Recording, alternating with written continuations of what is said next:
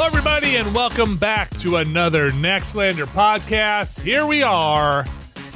It's a new age. It's a new age. It's a new dawn. It's October. Back from vacation. We're locked in, ready to go. Alex Navarro. It's the age of the scary flicks. Age of the scary flicks. Okay. I can get down with that, Brad Shoemaker. Yeah. The age of Aquarius. That doesn't really work, does it? Ascarius. Like Ascarius. There you go. Yeah. A scary us. We are in October. And you're back. And I'm back. Whole levels of frightening. It's like a terrifying onion. You peel back one layer, you just find a more terrifying layer underneath it.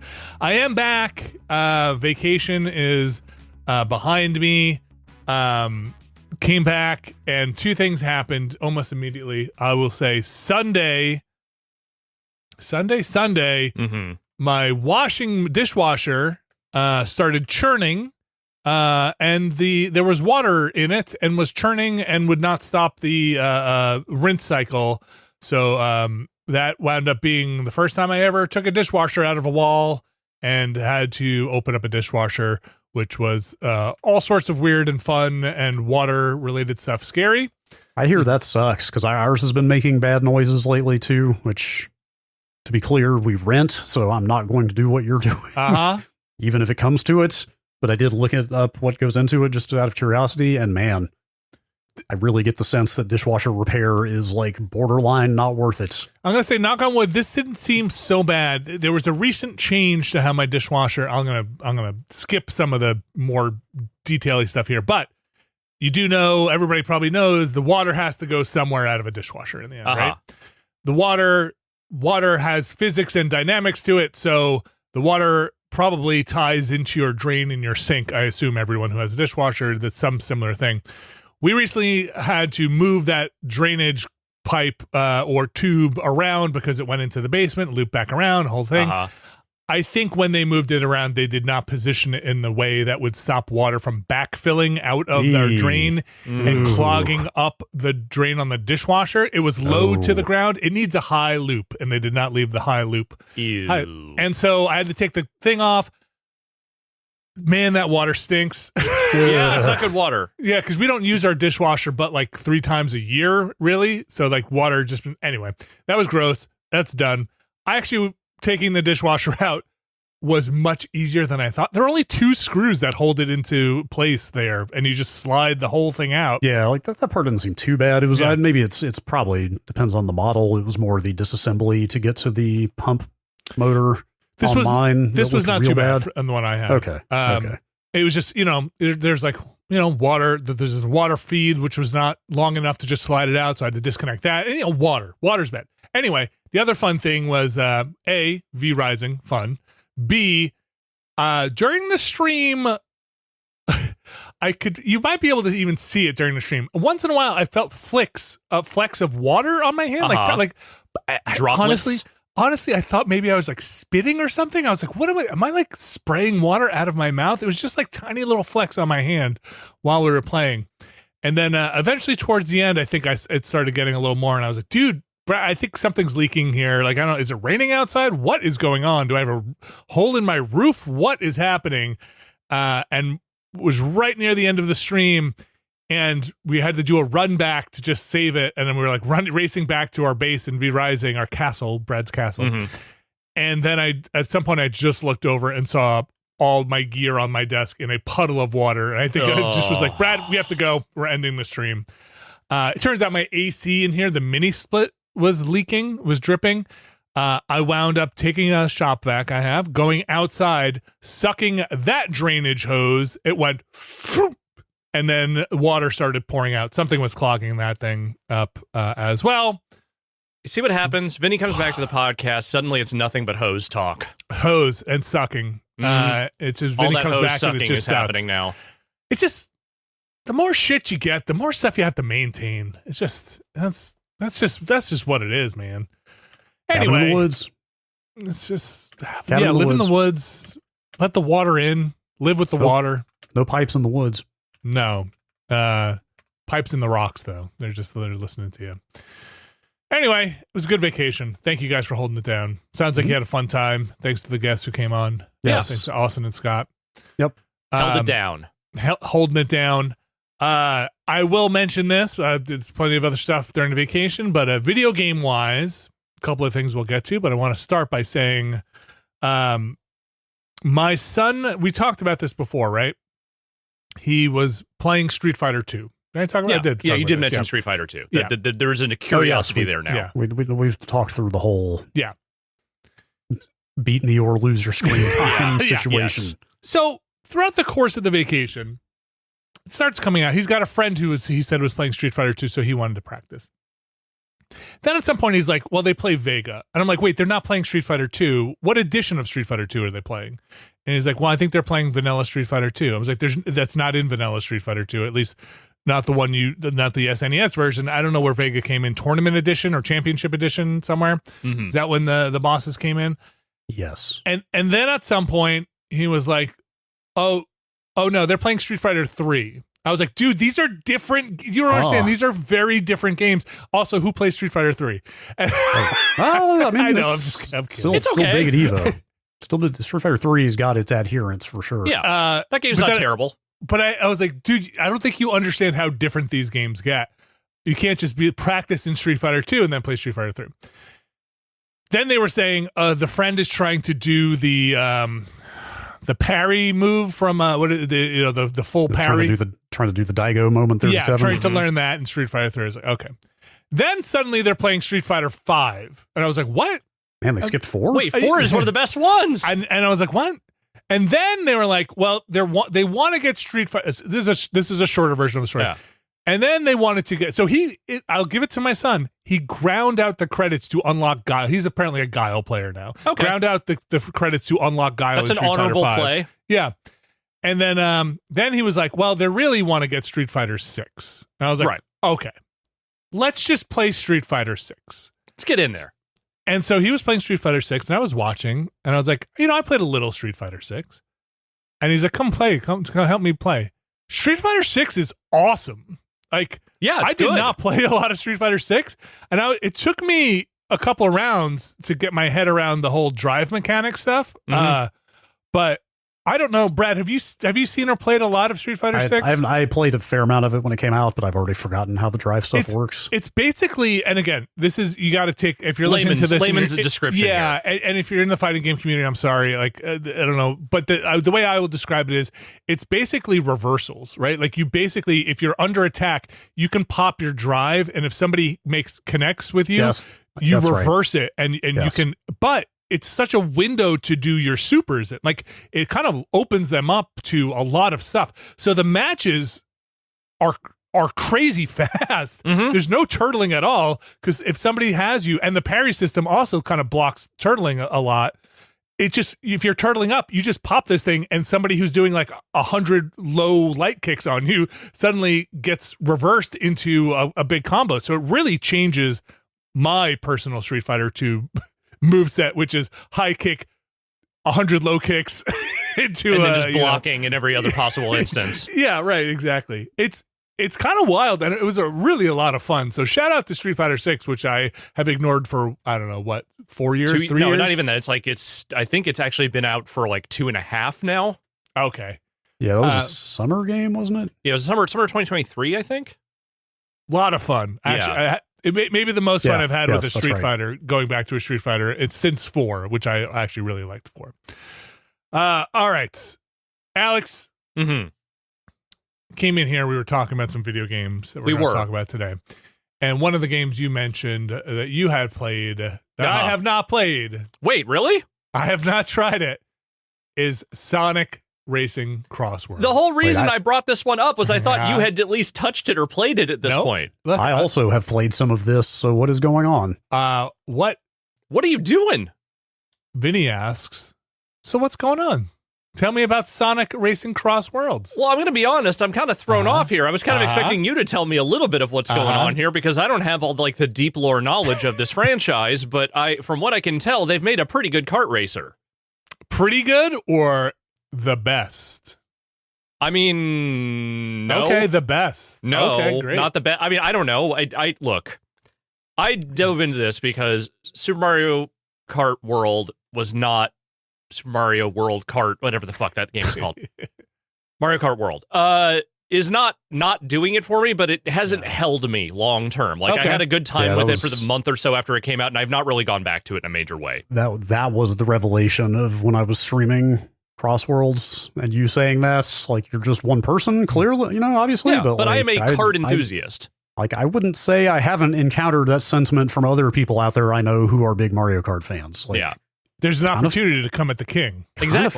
Kind of feels like World has just not entirely caught for a lot of people. I mean, it caught in the sense that, it was at like 97% attach rate or something, but in terms of long-term play, it feels like it has just not been holding on. The more discerning Mario Kart fan, I think, finds it to be a bit polarizing.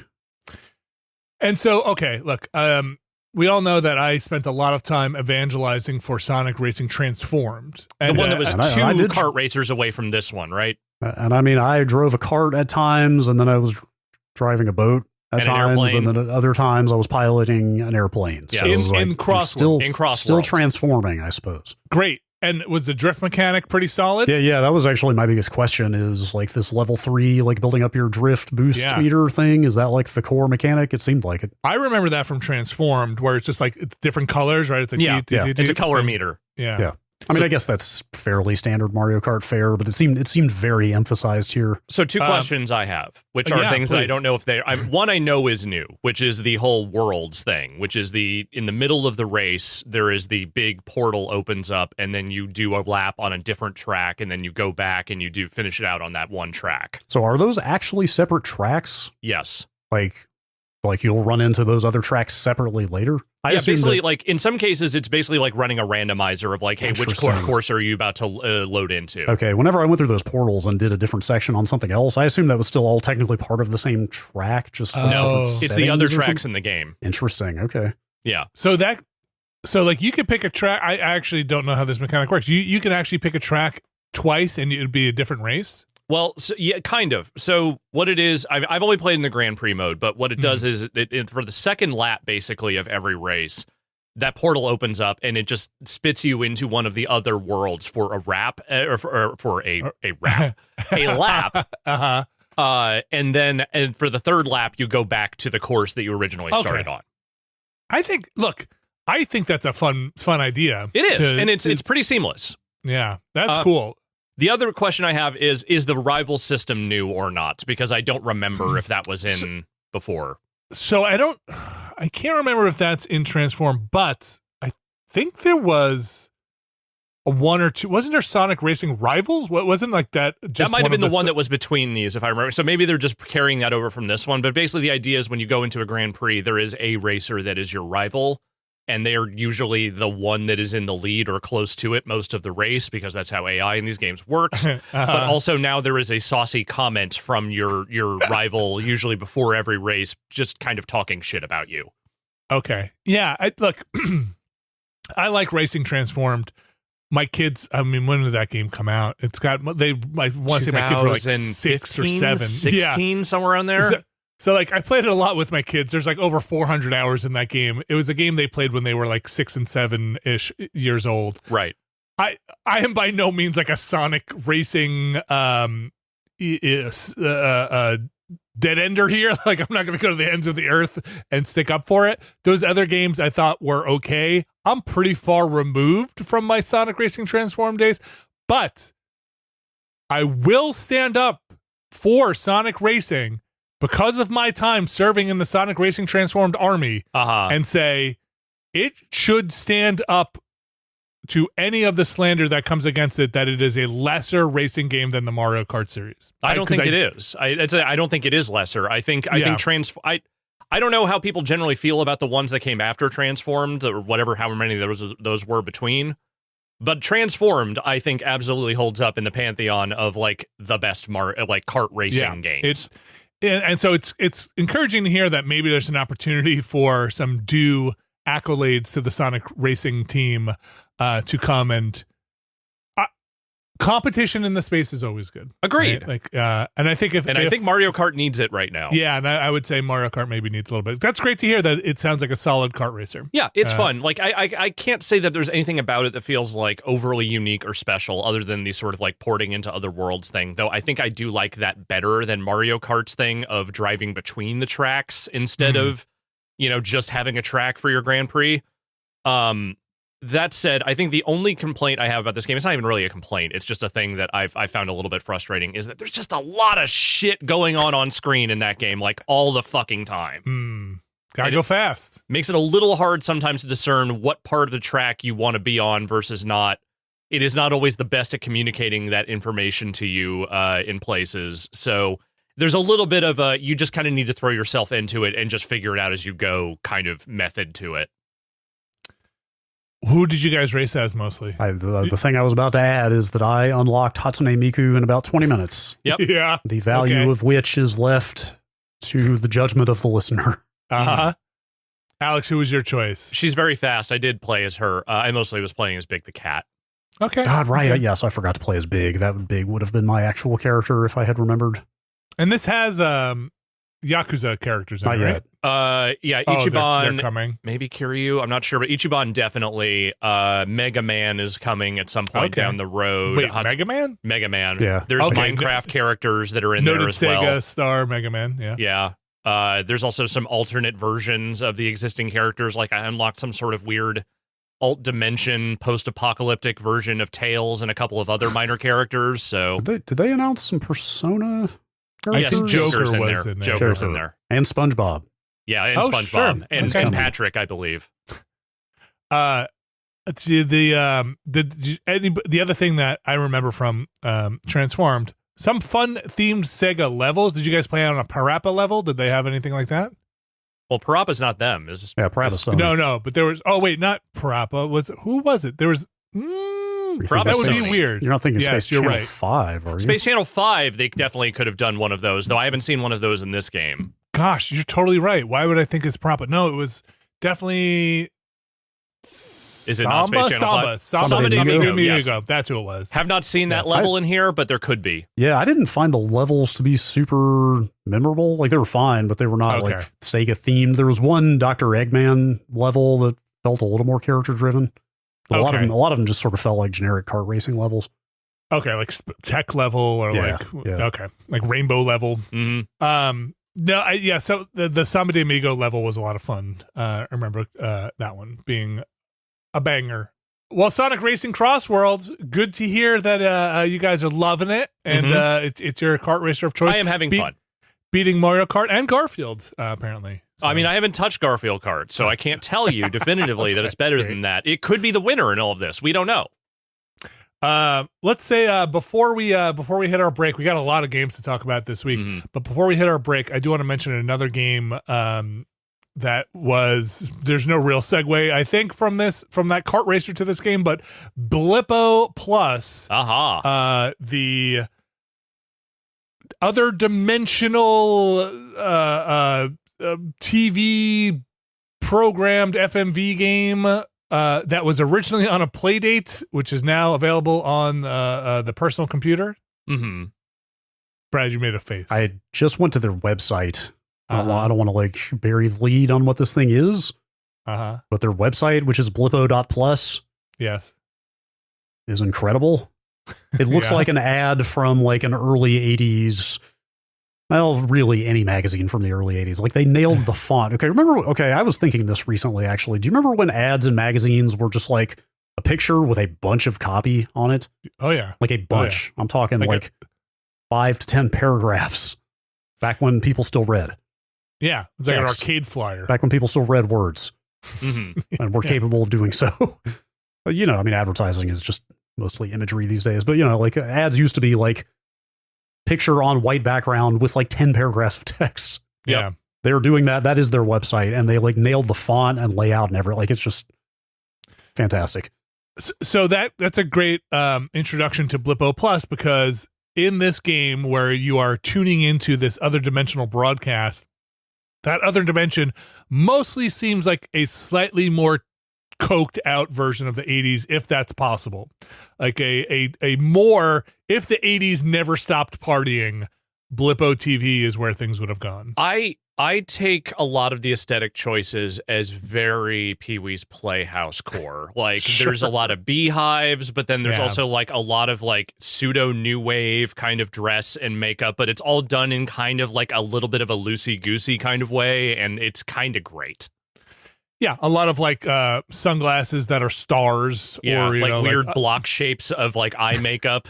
Yeah, it's and so the gameplay loop, from what we can tell, I played with Alex and Abby for about 2 hours. Seems to be like you're tuning in to this these FMV segments, which run probably about 45 seconds a piece, maybe a minute, if that. And they're basically different channels of the broadcast, or different segments of channels of a broadcast that you're kind of flipping through in a TV program guide style manner as you're watching these. And the more you watch, eventually you unlock a new module, and that kind of changes the programming to updated versions of those shows. And as you're going, the story so far seemed to be that this other place that is broadcasting Blippo found that they can broadcast or reach aliens, which I assume were us, with their broadcast by broadcasting through this, for all intents and purposes, a wormhole. I forget exactly what they call it. We got up to the point where they were sending people, the broadcasts were going there, so they're like, hello, aliens, if you can hear us, whatever. And then they sent explorers into the wormhole, and what we got up to in the story parts of the broadcast were that the explorers did not return. They were supposed to come back immediately, or slightly before, as they say in the broadcast, due to the way time works. Is there storytelling outside of the diegetic TV programming? No. Or are you getting all the story through the actual shows? Through the shows, okay. Like there's a couple of news broadcasts you can catch, and like, some shows that are like, I'm the science show, and like, as what's going on? Well, pop culture, I'm here to explain what is a wormhole, right? Like that kind of thing. Or like, there's a guy who interviews brains, right? And he's like, well, I'm going to interview this brain about science or exploring. Or there's my favorite one, which is a teen show. What was it called? Boardroom, or the boardroom, something like that. And it's not boredom, is it? Oh, boredom, maybe yes. That is. And it's a bunch of kids kind of sitting around, and they're kind of talking about the topic du jour, right? Like they'd be like, what if aliens, what if they're all hairy? Like, and they talk about those things. I don't know where things go. I'm kind of curious. Mm-hmm. And again, mostly the gameplay is just watching these things to unlock the next update for the channels. There is. Sorry, go ahead. Is the production good? Yeah, it's fun. I can see what it's super corny. Yeah, I can see what it looks like. Obviously, it looks like they put a lot of effort into the wardrobe and set design, so on and so forth. But just like the acting, writing, general presentation, like, is it? Yeah. Did they do what they needed to do? I think so. The segments are quick enough so that they punch out when, just as it doesn't overstay its welcome in any given segment. So they're very silly. They're doing it earnestly in a way that these things are so silly, but the characters themselves are doing bits they believe in. So that works for what they're trying. I enjoyed it. I think it's going to go up to your tolerance of, like, you're just watching these things. You're not necessarily interacting much with them. There is one bit of interaction you could do, which is what is it called, Alex? Is a teletype? The teletext? Teletext, where like a channel has like classifieds on it, and you could scroll through them, and they have different things go up on there, and that's a little bit more interactive because you're literally just clicking through stuff. Right. But again, this was a Playdate game. It has to function on a thing you can crank. I think that's the only control on the Playdate, and the start button is that? No, it's got a full. Does it have an A and B? Yeah, it's got a full D-pad and 2 buttons. The crank is just like the one novel control thing it has. I haven't taken my Playdate out in a while. Does yours still use as a clock? Yep, looking at it right now. Great. And you can switch to Playdate view in the Steam version of the games if you want to see what it would look like on that screen in black and white. It's cool. It's fun. I like it. I am predisposed to liking FMV, silly FMV stuff. A lot of bad green screen in it, which I enjoy, and it's $15. I played it over on Steam, but I think there is obviously the Playdate version, and I think a Switch version is coming, if not out at now when the PC one came out. The Playdate version came out first, if I'm not mistaken.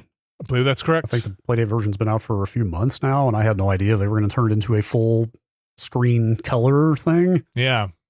I wonder, I guess the Playdate version is the whole thing? It seems like a lot to cram into a little Playdate game, but I guess. Yeah. Man. I mean, you can see, again, you can toggle to the Playdate version. You can see how compressed that is. On the PC? Yeah. Oh, that's cool. Yeah. You can, I assume the Playdate version, it really looks like the Playdate version, to the point where stuff that is static on the PC version, when you flip to the Playdate version, is different because I think the static wouldn't render in that low res. Yeah. It has a very different swimmy kind of look to it. Yeah. So yeah, I think it's pretty cool. And if you are into goofy FMV, and I think Alex kind of nailed it with the Pee-wee's Playhouse vibe. Yeah. B-52's core, you know? Yeah, it's pretty cool. Or you check out our archive of the stream if you want to get a taste for it. I think there's a lot more to be seen there. A few more hours to say the least. It's just a great thing. It's a great thing to see people who are enthusiastic and having fun make something like that. Yeah, I salute the existence of that thing. Yeah, for sure. All right, let's take a quick break here. We have a couple of other games to talk about, some to catch up on and some to introduce. So we'll be right back after this.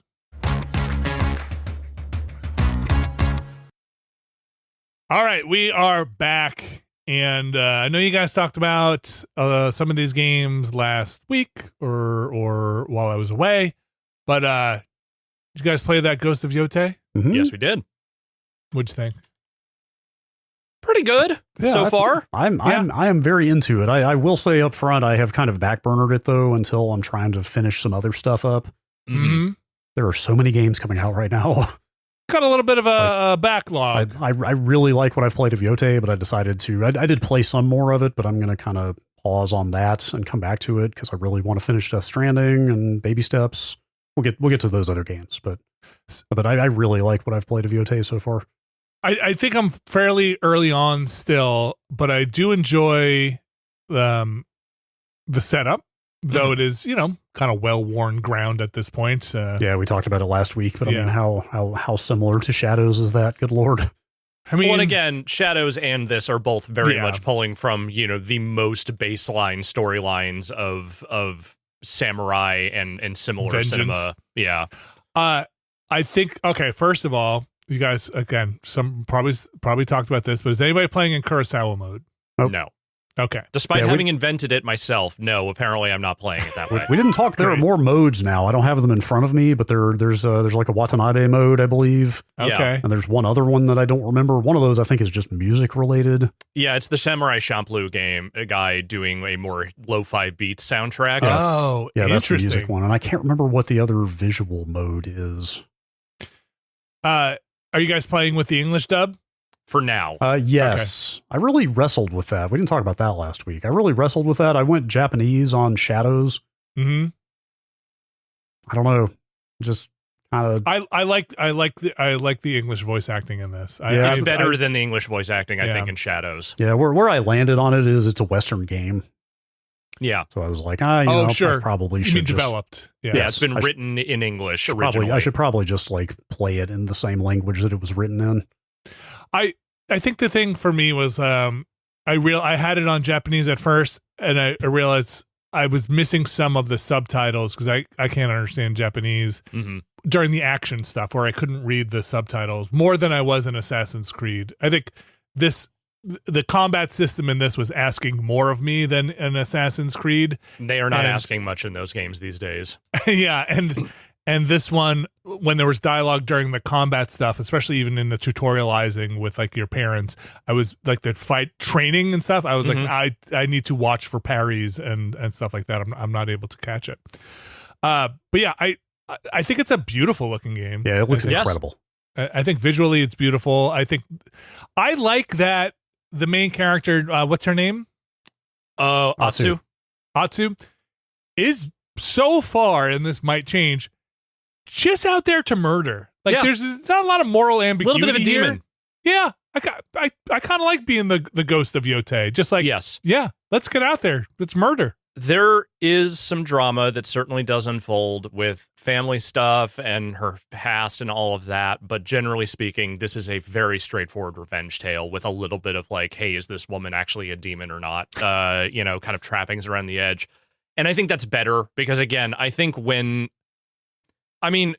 of Tsushima was a fairly empty-headed game, like not a bad one, but certainly a game that did not have a lot of thoughts about the culture it was representing or, general like the vibe around the samurai stuff around this time. The closest it got was this idea of, is it bad that I'm poisoning people? Never going to stop, but maybe I should think about it. Here, they're just like kind of excising that because it's just a revenge story. They're not trying to do anything more heady than that. And I think that focus is better.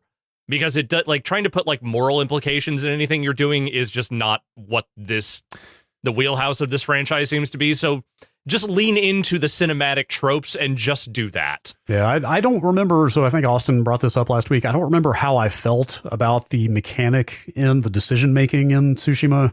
Yeah. Which is the whole like, oh, Jin is a samurai. He's got a code to follow, but is he going to betray it to save his homeland?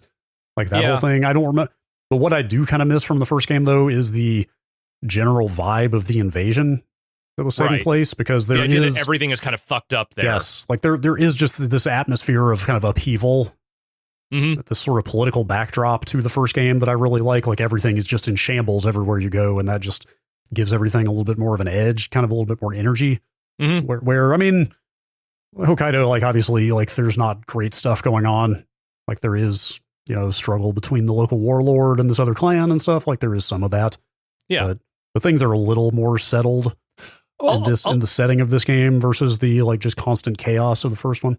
I mean, one thing I will give this game credit for is that portraying the Ainu at all is an interesting choice, because most Japanese games don't even touch that stuff. And it's still a point of contention culturally, I think, within Japan, because the Ainu people are still, I think, generally considered like kind of second-class citizens within Japanese society.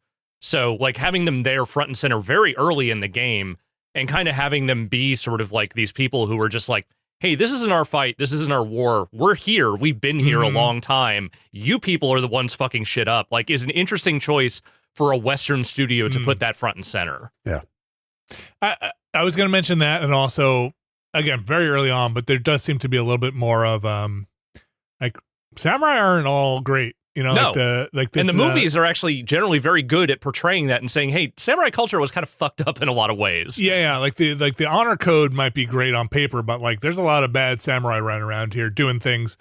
Well, there's one mission, and this isn't a spoiler. I think this is very early on in the game. That bridge mission, right? Where you're like, and they're like, "We didn't even want a fucking bridge. like I don't want a bridge here." And like these samurai want to build a bridge, so like I kind of dig that, but mostly what I feel like so far is it's a world in which you should be afraid of me. And that's a thing that in Assassin's Creed, I was the bringer of death. I could murder an entire castle in about 15 minutes with no survivors, and nobody gave a fuck. No. Nobody cared. Like everybody was just gone doing their stuff. This does seem to have a little bit of like, ooh, like is she coming around? Like what's going on? More people are afraid of Yasuke because he's tall in that game than they are because of anything either of the main characters are doing. Whereas here, I feel like every time Atsu takes out a group of enemies, there is this real like wave of awe and fear that just sort of comes over everybody around. It's like, how the fuck is she doing this? Yeah. Oh my God. And I kind of dig that, and especially when you're like, yeah, man, I did just murder 7 people in this. Like that happened. Yeah. And it feels like there's a little bit of a legend brewing, right? In at least early on in the game. And I kind of like the way she also leans into that, and it's just like, hey, I killed the snake, right? I killed that guy. Like I'm the one who killed the snake. You should be afraid of me. Yeah. So like I kind of dig that vibe.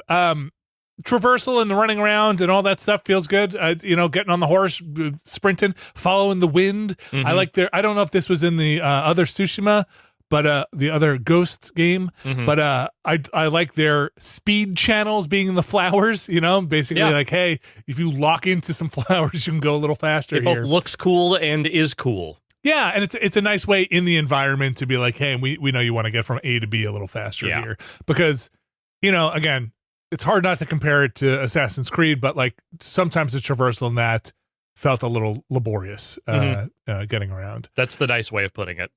Yeah. So far enjoying it. I think I'm with you, Brad. I'm starting to have to fill out a almost a triage list of games here to be like, all right, how deep am I into this? Can I get through this before hitting this? What have I touched? What haven't I touched? And Ghost is somewhere in the middle right now. Borderlands, unfortunately, I haven't touched it yet. It's probably near the lower part of it, and be like, oh man, I don't think you need to rush that one. I wanted to play that, but it seems like it's been such a mess since it came out that I am happy to just give it another few weeks. Like, did you? I don't want to derail the conversation here, but did you see the issue where performance on consoles in that game gets worse the longer you play? I did see that, to the point that Randy Pitchford literally just went out there and being like, hey, just restart the game every hour, you'll be fine. I did see that. It's not a good solution, man. Maybe we'll wait on Borderlands for a couple of updates. But it's something I still want to try and play. Same. Silent Hill, I want to play. Dude, I wasn't even planning to play Silent Hill F, but that's got such good buzz that kind of feel like maybe I should look at it now. Honestly, even some of the slightly more negative reviews of that game make me a little excited for it, because it sounds like the ways in which it is bad is mostly like, hey, do you remember old survival horror games and the way in which they absolutely screw you over from time to time? Here you go. Yeah, so the thing and this is putting aside Yotei, but related, a little worried about is I just don't want to put 5 hours into a bunch of games right now. Like, I think I want to find something to stick with a little bit, though. Sausage Factory seeing the sausage made. Sausage Factory, different thing. Seeing the sausage made, it sometimes doesn't feel like the right thing to do for a podcast, right? Yeah, totally. Same. Like, hey, I'm not just going to put 4 hours, 5 hours into like 4 games. I'm going to put 20 hours into one game. Right. It feels like maybe not the way to do a podcast, but I would like to get deeper in some of these games. That is a constant tension for me with this podcast. Like, I played more Death Stranding than anything since this time last week. Do we need to talk about Death Stranding yet again? I don't know. Maybe. I mean, we're going to. We should. We definitely should, because I dumped a lot of time. I really want to finish that game, and that's never going to happen if I keep starting 2 or 3 games a week. This is the eternal push-pull. But do people want to hear about Death Stranding more? I mean, I think we have some new things to say about it. But anyway, long story short, I really like Yotei and want to get back to it. But like, I think it's exactly what you said of like, it's probably better to focus on a couple things at a time and actually finish some stuff. And then that's what I would like to do. Circle back around. So I'm going to transition here. We'll come back to Death Stranding in a second. Real quick, one more thing I was going to say about Yotei. I did play some more of it. My partners and nieces were staying with us this weekend, and it turned out they really liked watching it. Mm-hmm. So I was just kind of tooling around, like doing fox dens and bounties and stuff like that. Like it is definitely a checklist open world game, right? Yeah. Like I think we talked about this some last week. I think it hides it a little better than in the past. Like the way that it presents activities on the map. It's not just a barf of icons on the map anymore. Like they're a little more elegant. It is truly in a clean UI game. Yeah. Yes. Like I think the presentation and the menu flow and everything is pretty excellent in this game. But it's still a checklist. Hey, I'm going to do the fox dens 15 times over the course of this game, or 20 or whatever. There is something like charmingly maybe outdated is not the right word. Classic. It feels like an old open world. Okay, here's the example. Let me just skip to the example of what I want to say here. Okay. I was in the inn, which is like kind of one of the very first story objectives. There are a bunch of vendors in there, so it's worth going back to that inn to buy stuff and upgrade and everything. I was in that inn, which I think is called the Yotei Shadow Inn. And one of the guards sitting around, some ambient dialogue played that was, hey, did you hear that woman slaughtered all of the so-and-so's men at the Yotei Shadow Inn? Mm-hmm. It's like, dude, you're sitting in that inn. Like, it's clearly dialogue that was written generically to function anywhere you heard it in the world. Mm-hmm. But the fact that I heard it in the location where, like it just sounded very stilted in a way that was actually kind of charming to me. Yeah, sure. It felt like, kind of like an old Just Cause game or something, like, or like a lot of Ubisoft, like Far Cry or various open world games, where it's like, it's a big Clockwork world, but you see the seams often enough that it just reveals the very fake machinery of the whole thing in a way that I actually, even though like it takes you out of the game, but at the same time it kind of gives it its own charm. Yeah. If that makes sense. So like it definitely, despite how like polished it is on the surface, like there are some just artifacts of standard open world stuff going on under there, and I actually find that kind of comforting. Like I think this game is going to be like comfort food, I guess is what you're saying. Yeah, when I get back to it, it's going to be something I just sink into and have a good time galloping around this like amazingly gorgeous landscape, just finding stuff to get into. Yeah, I mean that's the thing. It was the same thing with Tsushima, right? Like those games are both beautiful games, but they are like the least realistic looking open world games you've ever seen in your life. Like they feel like the elaborate set pieces that they are. They feel like elaborately constructed the way they are. They're still beautiful in their own way, but nothing about them feels like particularly natural. Like there aren't those kinds of twinkles in every fucking corner of the real world, you know? Yeah. But that's fine. Like, in fact, that inn, when you do that story, I doubt you guys have this experience. When you do that story mission at that inn, when the first time you go there, you know, it just happens to start storming when you go there. Mm-hmm. I did that like 4 times for a variety of reasons. Like it crashed on me once and I had to start over. I think I reloaded to an earlier save again and had to go back. It triggers that thunderstorm at the exact same point in the landscape every single time. Like, yeah, sure. Like it is the most obvious, like clouds roll in exactly when you cross the 500 meter mark or whatever, you know, like it's like, but I mean, the game knows what it's doing. Like it's there. It's cinema, baby. It's building a mood. And anyway, this is all a positive to me. Like this is not like a Breath of the Wild or Death Stranding where it feels like they're doing something actually new with open world design. It just feels like a very polished old open world game, if that makes sense, in a way that, again, I find kind of comforting. I also have found it to be, I think low friction is how I would put it. Sure. Like I just kind of ease into it and just enjoy it. Ghost of Yotei, obviously out now, or not obvious, actually out now, we should say. By the time this podcast goes up, it's actually coming out right as we speak. Okay. There was a game called The Lift, and it is in, there was an alpha for it, a play test for it. And it is not scheduled to release, the game itself is not scheduled to release until next year, but it is worth mentioning because I really, really enjoyed it. It was actually a fairly decent sized little play test, a couple of hours. And it is a game where you are a repair person on this Brazil, the movie, like environment, the bureaucracy. I feel like we've got to say the full title, at least according to the Steam page. The full title of this game is quite literally The Lift: Supernatural Handyman Simulator, which I feel like really just gets the point across. I mean, this is we're now living in this area where like subtitles mostly function as SEO more than anything else. So, so you're not quite De Niro's character, but you are. The world feels like that kind of suffocating and bureaucracy kind of world, maybe, because again, this is a play test. So you kind of train and then you have a little intro thing, and the mechanics of the game are it felt like the tactile thing I love about the room games where you're just sliding things around and poking at things, mixed with some pipe mechanics of making circuits work, you know, pipe game mechanics of like turn the pipe, make the water flow and add these pieces in. But it's deeper than that, because you're placed in an environment and you have to upgrade it and repair it to a certain level to move on. And so it almost has this house flipper like quality or power washing simulator quality of like, oh, make this space work again, bring it back. Mixed in with this story that I actually find kind of interesting. After the intro, you're placed in cryo sleep for various reasons. You're supposed to be the handyman on the station. You'll be woken up when it's time. You might guess already, but you wake up and everything has gone to shit. The entire place is broken, and you have to figure out what's going on. Almost a little bit of a Bioshocky vibe as well from the art and looking at from the environment video of it, and also what you're describing of waking up on a station where everything's gone to shit. Yeah, so you're puzzling this stuff out and repairing things and making certain items for repair. At least in the playtest, I really, really enjoyed it. Like I really liked it quite a bit. I thought it was actually a very solid showing of the game for a game that's coming out in a year, and I hope they meet that level of quality in the final product.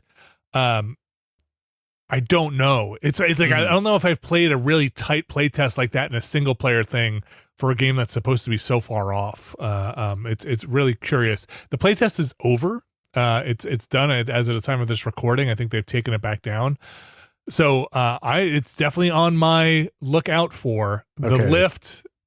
Supernatural Handyman. I didn't know that was a subtitle. They seem to be doing a good job promoting this game. I'm not sure if it is actually the subtitle because all the logo treatment just says The Lift. I think, like Alex said, it's probably just drumming up SEO and stuff. But like, they seem to be doing a really good job marketing this. It just got announced like 2 weeks ago. Game did. Mm-hmm. Oh, is that right? And they have hit 100,000 wish lists already on Steam. So I think this thing will probably do very well.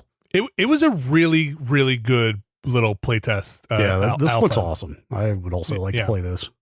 Yeah. Does it seem like, I mean, we don't have to get too deep into it, but does it seem like there's a lot of room for creativity in the stuff you're doing, or is it all very hand-built puzzles of, hey, there's like one way that the developer intended for you to do this and you're going to do it? So that's a great question. That's a great question, Brad. The interesting thing is, like, you have multiple things you can repair at a time with limited resources. So you kind of have to figure out what you're going to use your resources on to, and in what order to make the most efficient use of your repair. Should you repair the vending machine where you can buy more parts first and then take the pieces out of that and repair something else? Should you repair a thing that might get you lockpicks first and go scour the area? It's kind of interesting how you want to approach the puzzles in it. And you find out about the environments by repairing it. Okay, I guess so. This seems like this is more of a puzzle game, not so much a crafting building game. It's not like you're placing walls and building entire structures yourself. No, you're more repairing the things in the environment. Yeah.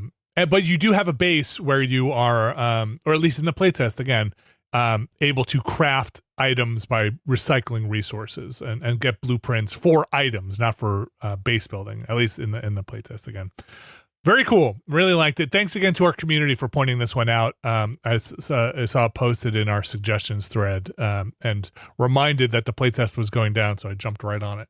The Lift, available maybe sometime in 2026. I'm not sure. One can only hope. All right, let's talk about Death Stranding 2 for a little bit here. This is the game I put the most time into while I was on break. I must be somewhere in the like 70-hour-ish mark at this point in Death Stranding 2, which means I have delivered a lot of packages. I'm not going to talk spoilers here about where I am, though we may talk about certain gear or locations. And so if you're on blackout, you might want to skip some of that talk because we'll need to discuss it while we go into it. I even forget what chapter I'm in. I spent a long time in chapter 6. Yeah, we talked about it. We both are in chapter 7. I might be past chapter 7. Or maybe you finished chapter 7, but I am in chapter 7. I'm past where you are. I don't know what chapter I'm in. The chapters, I feel like I knocked out a couple after 6, so I might be in 8 or something like that. I'm not sure. It doesn't really matter. It's only for people listening to kind of get a gauge of where I'm at. Really, I spent a ton of time in chapter 6 because that just felt like the most road building-ish, just grind out 5 stars capable area. When I passed chapter 6, stuff felt very tight together or tighter together, where the roads weren't necessarily a thing that were. I'm there now, but at that time felt like I'm just going to go off-roading more here and just zoom over to these other places. Whereas in 6, it was like, I'm not going to deliver this thing until I have this road built, and I'm just going to grind out these star levels on people. And I mentioned this on Never Been a Better podcast just because I thought it was hilarious how at some point I realized I am having the worst possible transactional human relationships with these people I can possibly have, because Sam Porter Bridges is basically like doing all this stuff to get 5 stars. And really, I think, Brad, you mentioned this, 4 stars is where it seems like you get the best thing. And then you get upgrades and you get more. What's the RPG mechanic point thing called? The Q, the points you could APS, the where you can be like, APAS? Now you APAS, is that what it is? I think that's what it is. Yes. So you get more APAS points for hitting 5 stars and like that kind of thing. So it's not. I mean, you get a patch. It's not irrelevant, but You're not getting a silent sniper rifle every time. No, definitely not. So I will say real quick, I don't know if you've noticed this or not. I knew you could look in the corpus to see generally what you're going to get from a location for leveling it up. I didn't realize that updates every time you level up one of those locations, though. Did you know I didn't about think that I stuff? realized that either. If you look at the character, I knew this like the week the game came out. I just kind of didn't realize it was this useful. If you look at each character in the corpus, the corpus is the codex or whatever. Yeah. Mhm. At the bottom of their text description, it doesn't just say silence, tranquilizer, sniper rifle. It doesn't just say exactly what you're going to get, but it gives a pretty good natural language kind of hints of what you're going to get. The thing I didn't realize though, again, is that every time you level up, that will then change to the next thing you'll get from it. Okay. So you can always look at the corpus to see what you're going to get next. And so for like level 5 stuff, will it just say a patch or a hologram? No, it'll say if they don't have anything specific to give you for level 5, it'll say like you might want to level them up to get ... a full expression of their gratitude or something like that. So that's the one that's how you know you're going to get a patch and more materials and nothing else. So that's the full expression of their gratitude is where the interesting relationship comes in, because I will grind out to 5 stars and then you get the full expression of their gratitude being like, oh my God, Sam, I am opening up my house to you. You are like my family. You have done so much for me. You're basically like my brother, Sam. I never knew I could have a life that is more enriched by having you in it.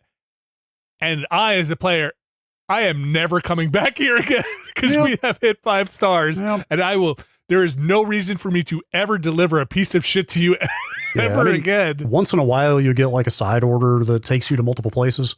Entrust that cargo. I have the thing where I'm just like scooping up extra cargo here and there, and like that stuff just gets pawned off on some other porter because there's no reason for me to go to the animal shelter ever again. Well, I'm good. Did you do like the visitor from Mexico side order, for example? Because that one requires you to take the same cargo to like 4 locations before. I don't think I did do that one. So you might end up going back to some places for stuff like that. Okay. Yeah. But like generally, like it's mostly lost cargo that like the lost cargo stuff is such an interesting thing where it's like my loop in that game became go to a place, try to take a mission. Let's just say the Lone Commander. Take a mission for the Lone Commander. Great. Are there any other things on the way? Okay. I'm going to scoop up as much Lone Commander lost cargo as I can. Great.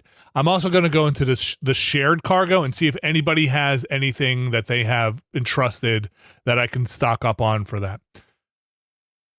Sometimes it felt like it pushed 3/4 of a star by loading up on all that extra garbage. And sometimes it felt like it moved it like 1/8 of an inch. It really just felt like you roll the dice sometimes. Like I'd have 7 packages for somebody and it would just move the needle nothing. It's a weird thing. And I'd be like, then I felt like when I'm grinding it out just to get that last star, I'm like, this is not worth it, but it's really not that long to just jump in the car and hit the road and run back and forth.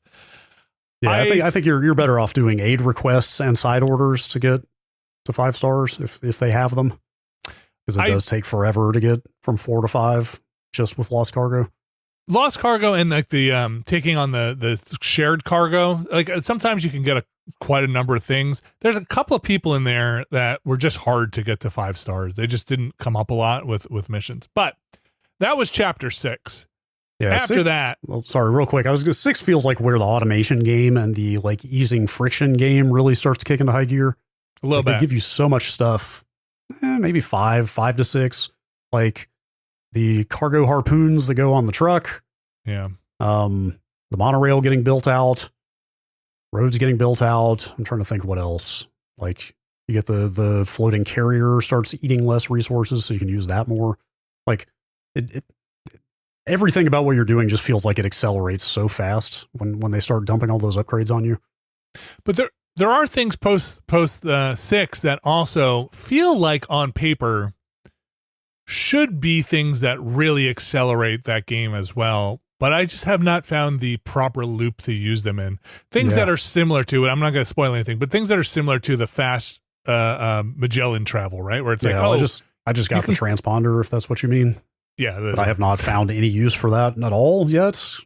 And so like a lot of things are like you're never going to move with your cargo, so you have to kind of map these things out in ways that are like, okay, well, I could deliver something and then I could warp back, but I don't necessarily like having to unload all my stuff and have it reload it up somewhere else. The one and only use I've come up with for the transponder so far that might be worthwhile is to port to a place near a mine. Yes, and then you load up the mining, the monorail.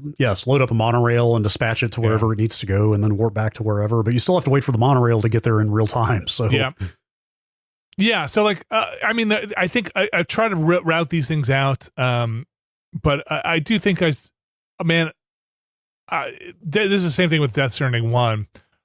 There's so much skipping of scenes. Like it's really like. Only the real relevant story cutscenes are the things I don't skip. Every time I'm like dropping off cargo, it is like skip to and button through the dialogue kind of quickly there, which is how it goes.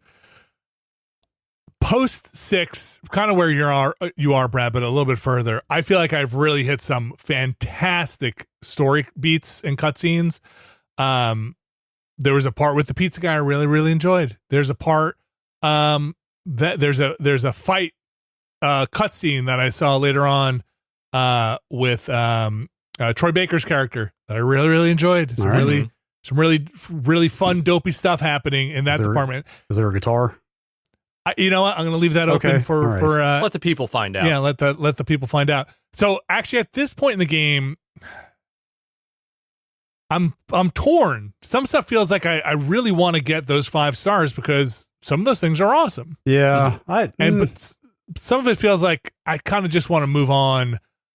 The road cost materials for where I'm at are a lot. I can't even fill up my truck with enough stuff to do multiple roads. It's like 2,000 metal, 2,000 ceramics, I'm out of is it chiral crystals? Chiral crystals.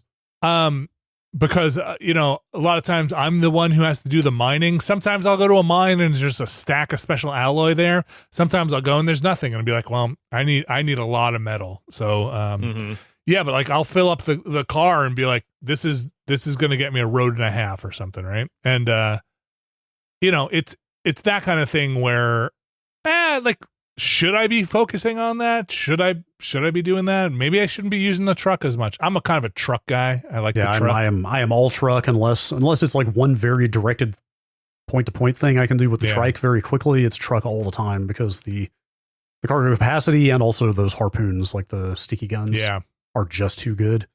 I mean, I have embraced the floating carrier quite a bit and using that with other modes of transport for like, I'll park the truck, put on the floating carrier and just do a run here or like bring this to this person who's up this hill. There's a couple of people who are off the beaten path and you're like, I'm not going to take the truck up there. I'll just use the zip line or something with the cargo carrier and come back. Like cargo carrier is my number one go-to whenever I'm raiding a base. It's just like cargo carrier out and I'm just going to scoop up all this stuff and bring it back in the cargo carrier instead of bringing the truck into the base. It's a weird one. They put where I'm at, and I think where you're at now too. They just put the roads through bandit camps now. Yeah. So I just completed that road, and there's a mine in the middle of that same bandit camp, and they haven't there's one respawned. a little bit later too, where you are. Another one that's like right off the road. Like, the bandits haven't respawned yet. You're talking about the one with the tunnel. That's the first one you wind up hitting. That you're like, this is going to be right through here. Do they respawn later? And like, am I just going to have to fight them every time I go use that mine? You cruise through and just hit them on the road if you want. They do become kind of not that big of a deal after a certain point, from what I understand. Not in this case. I mean, okay, no, because they get upgraded a lot. The ones where we're at now straight up use lethal weapons. They have armor. Interesting. So you can't headshot them with tranq darts, and you got to hit them twice. But you got to pop their helmet off. Yeah, you got to knock the helmet off, but then they're aware, and if you don't hit them again in the head quickly, they'll raise the alarm. I haven't had too much trouble with them. No, I mean they're fine. Like but they do scale as you get deeper into the game. But you also you're going to get some stuff soon too that you'll scale as well in ways that you're like, oh, okay. It doesn't trivialize it, but do you have the electric bola gun from the inventor? Yeah.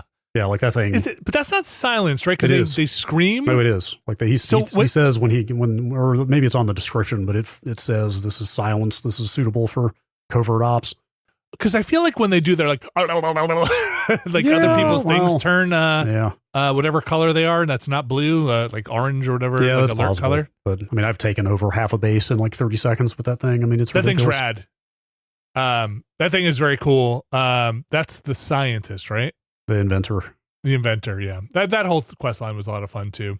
Though trudging over to that dude was such a pain in the butt. Well, I just built a zip line. I did him before I got the zip line. I should have just waited.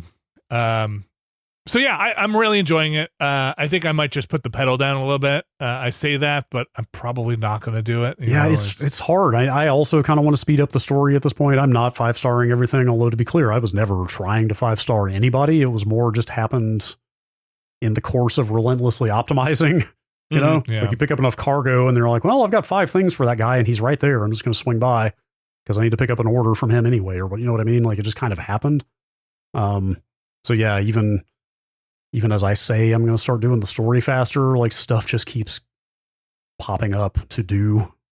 Yeah. And then it's just and it's just hard to resist. It's hard. It's a little hard for me to resist. And I really have a hard time passing by one of those road repair things and not just being like, what am I just not going to do this? What are you going to be an asshole? Come on. Yeah, I don't know if maybe you're doing auto pavers later than where I'm at, where the resource requirements have gone way back up, but all the roads I've done for the last like 20 hours of game have been like trivial resource I think commitments. You're about to push a little bit further east from where you told me you are, which is I wouldn't be surprised if and I think the roads get much longer. Here's my tip. Port back to Mexico and clean out all the metal and ceramics from everybody in Mexico and then come back. There you go. I did that for everybody in Australia as well, and just load it up. But again, at some point I was just like, man, I don't know if I need to take a break or a longer time and like start putting some stuff in, like discover them, not work on them, and other players will dump stuff into them. There is that I just don't know how that system works. There is that whole thing about like these 4 other players contributed resources to this too. But it probably won't happen until you've discovered it, right? Probably not.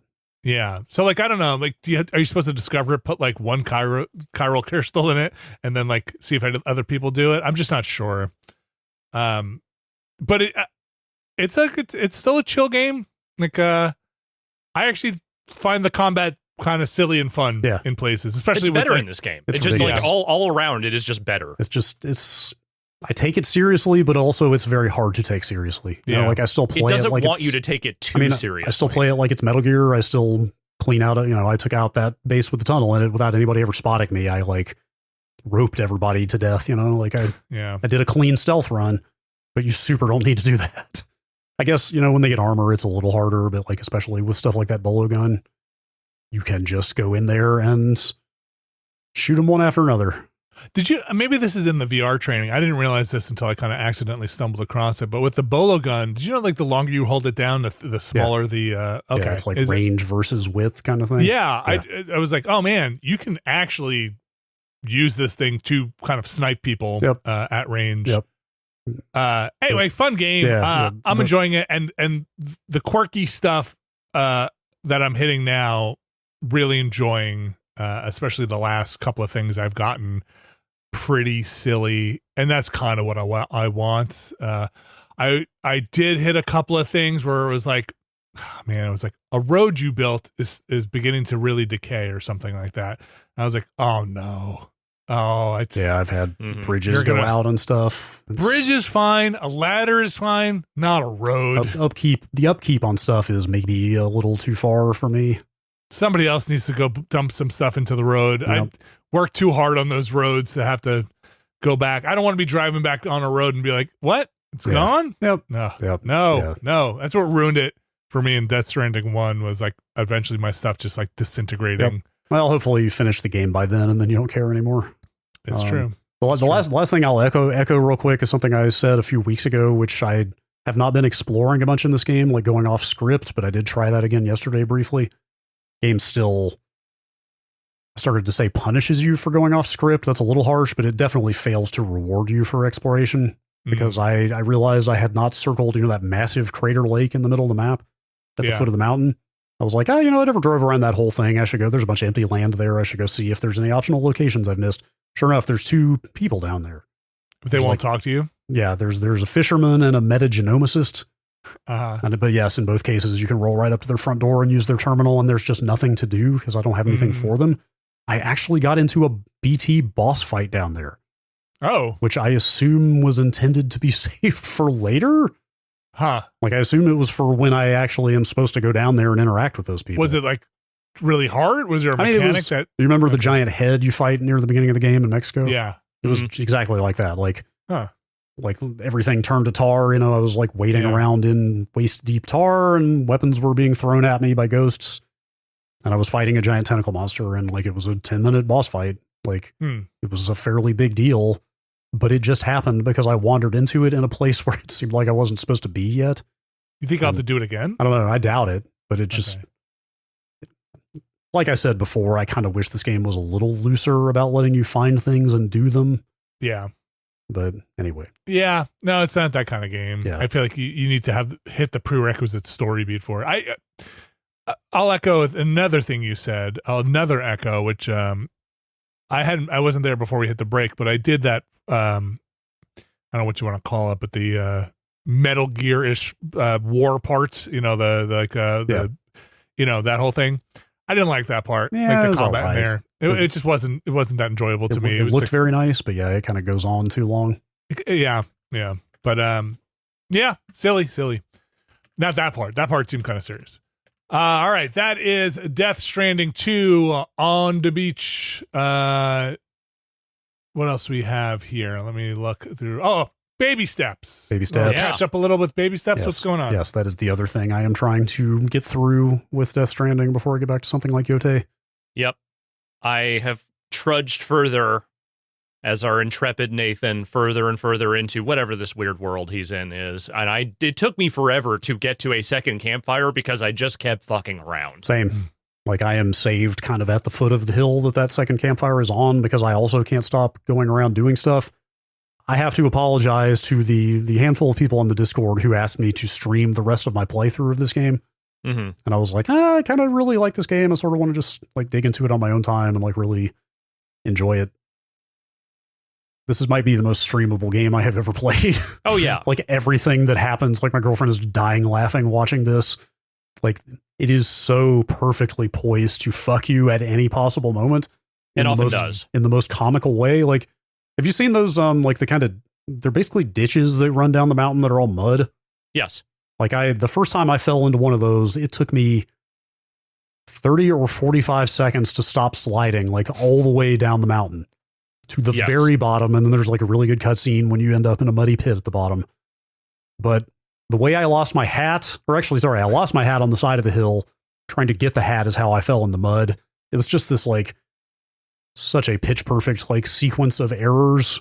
A cavalcade of uh-ohs. Just this like avalanche of, how many more metaphors can we come up with here? Like it would have played very well on a stream. I'm sorry for that. That just keeps happening over and over. The good news is there are plenty of people out there streaming it right now if you want to experience it that way. But I'm sure.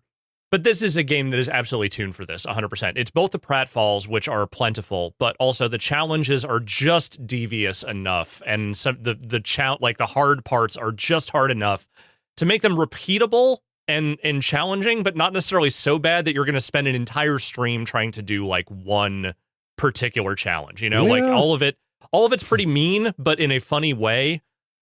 And also, I got to shout out to some of the level design here.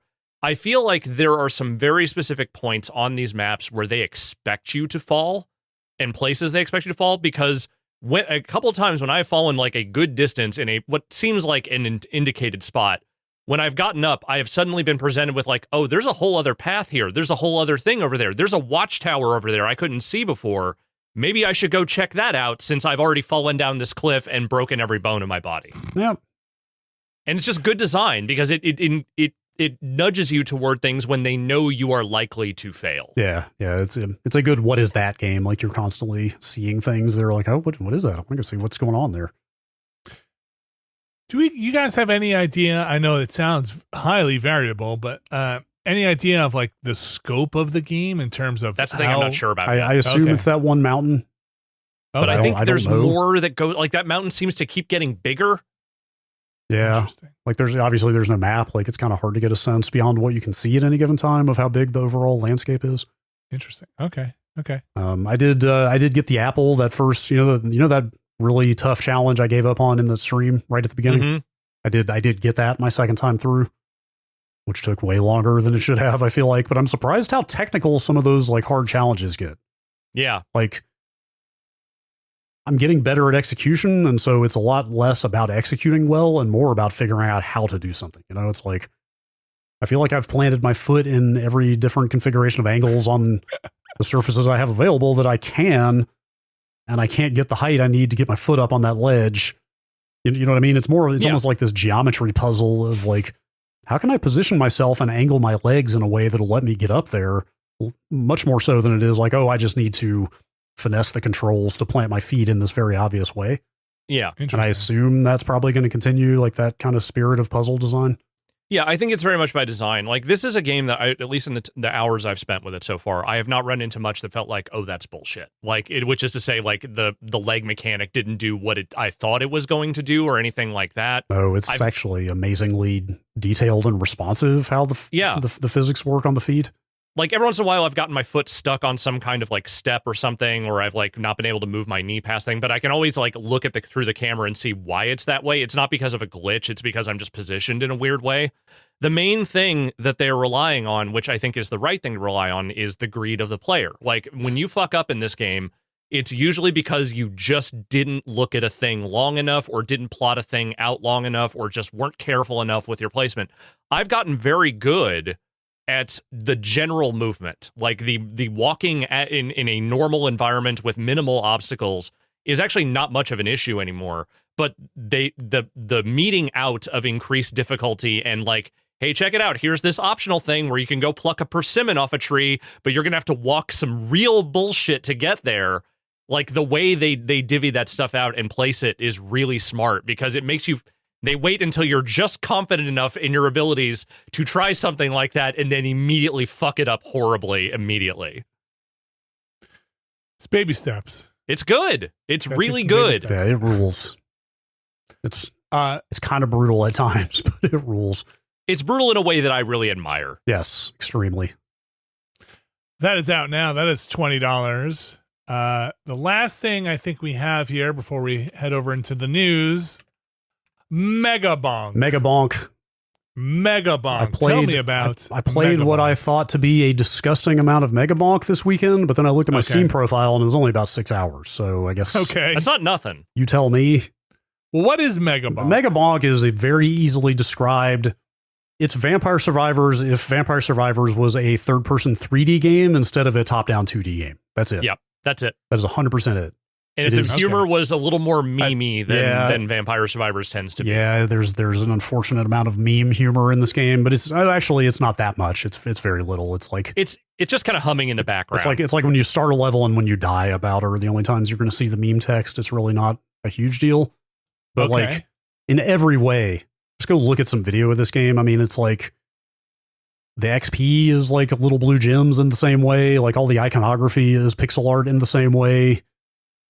The matrix of like weapon slots and tome slots and items out of chests, like it all is incredibly Vampire Survivor. It is almost like a parody game, except that it's third person, which adds, you can jump and there's height difference in the terrain and stuff. So like there are extra elements of like occasionally using the terrain to your advantage or really jumping over, you can jump over enemies. I guess that's a major difference right there. You can like occasionally jump over enemies to get away from them. Like sometimes the terrain is an obstacle. Like there are extra dynamics to it, I guess is what I'm trying to say, because it's a 3D game and not a 2D game.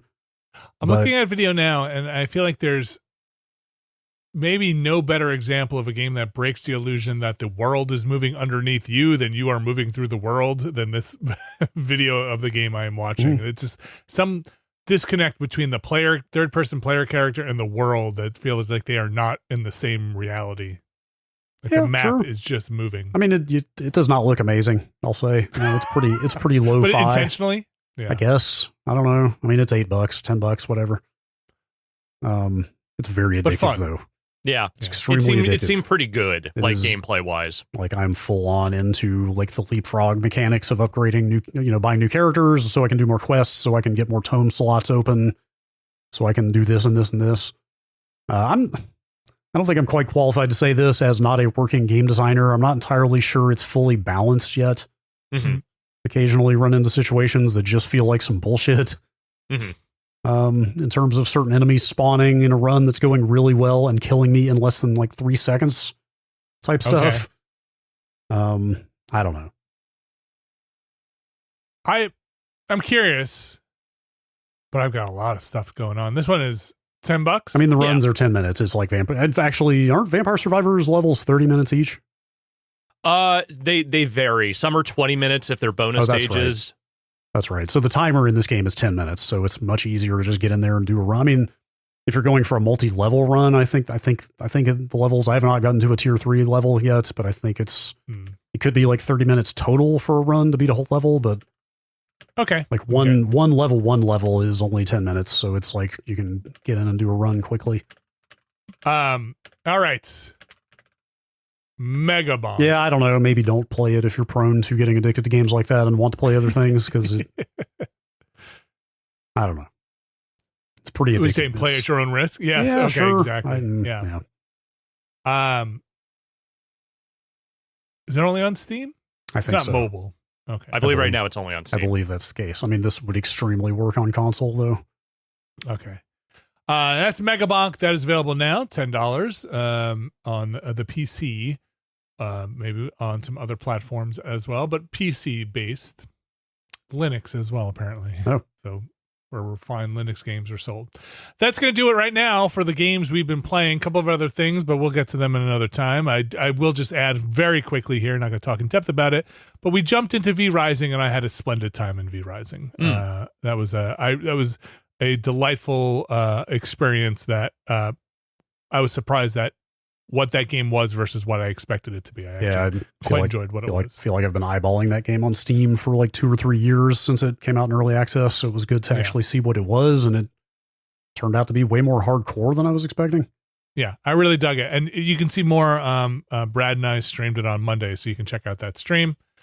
All right, we're going to take a break here. We actually have a bit of news to get to, so we're going to take a quick break. We're going to come back, and we're going to tell you all about that news. So stick around.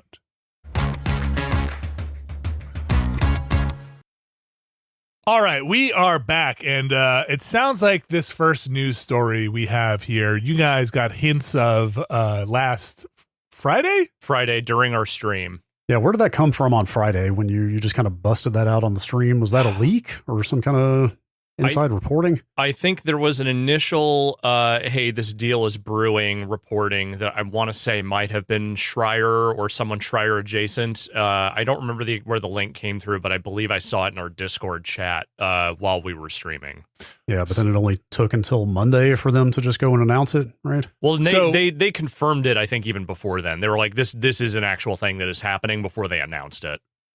So what I'm talking about is the pending EA sale here. And now I really, you should always take this as truth, but I need to reinforce it here. We are giving our opinion of other people's reporting here. Some of this is way beyond our pay grade when it comes to the ins and outs of leveraged buyouts, what this means, taking on debt to buy things. There was a Bloomberg story in relation to this that I only got about halfway through before I was like, you know what? This level of financial nuance is not necessary for this podcast. I'm not capable of grasping all of this. And I say that for 2 reasons. One, you should go absolutely, if you want the actual details of these things, go find the source material because we will probably get some stuff wrong. This is not our area. And 2, we're mostly just giving our opinions on what this means for EA and the industry. 2, I want to give all due respect to the people who are actually reporting on this stuff. Yes, the people who are actually talking to people, boots on the ground. And understand this stuff. So that being said, let's set up as much as we can from our perch here. Brad, do you want to start with the basic structure of the layman's terms of what's being talked about here? Yeah, Electronic Arts, a currently publicly traded company, is being taken private by Saudi Arabia's public investment fund in collaboration with Silver Lake and Affinity Partners for $55 billion.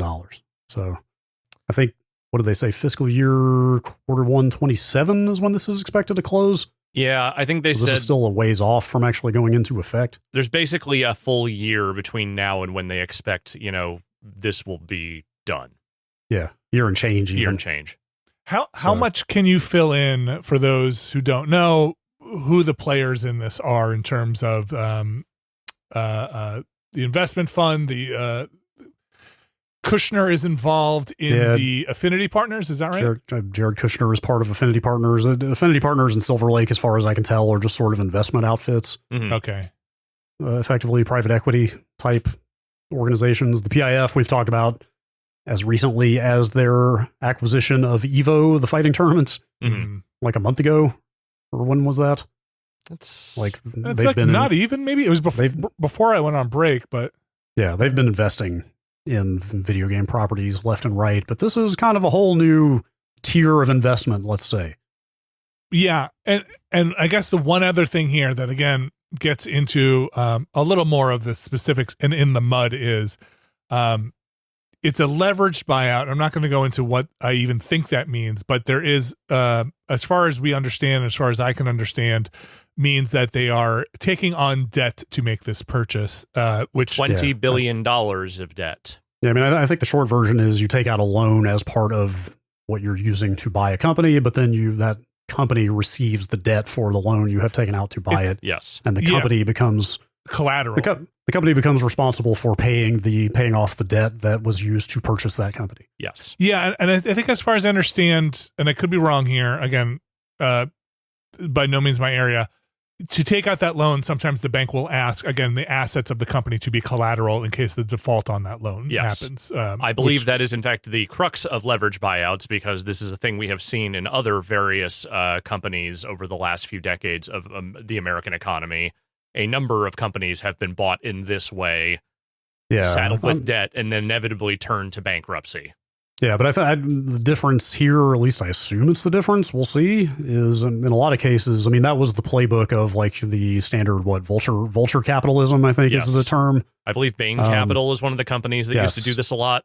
Where I think the explicit strategy was to do this and then strip the company for parts. Yeah. Versus here, presumably they want this to be an ongoing durable business. Well, yes. I don't think they're buying EA just to strip it for parts, is what I'm saying. No, I don't think that's the only reason, though. I also think that a big part of this, very likely, I mean, this just comes part and parcel with, again, where the bulk of this capital is coming from, is that this is part of the Saudi PR push. This is them trying to further ensconce themselves in Western media and owning Western entertainment companies, and this is kind of their biggest play in that regard. Yeah, and I mean, not just PR. I mean, obviously, this is a huge public relations coup for them to outright own a company of this magnitude in the American entertainment industry. But also, like I think we said before, I mean, they're staring down the barrel of like rapid decline of the value in fossil fuels, right? Like, I think this is like a matter of survival for them as much as it is, a big splashy way to take ownership of foreign properties. And I think also we should get to the reporting, what some of the analysts have said in just a second here. But again, just kind of backing up, and this is actually tying to what someone was saying. Sports, a huge investment. Yeah, they're all the over private the place. investment fund, right?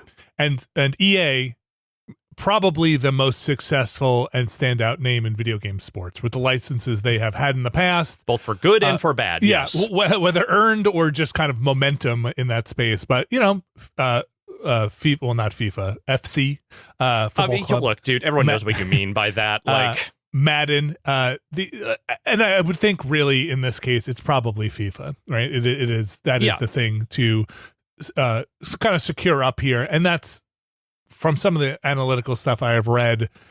That's what they're really want to shore up that market, that demographic of people who play these sports games annually.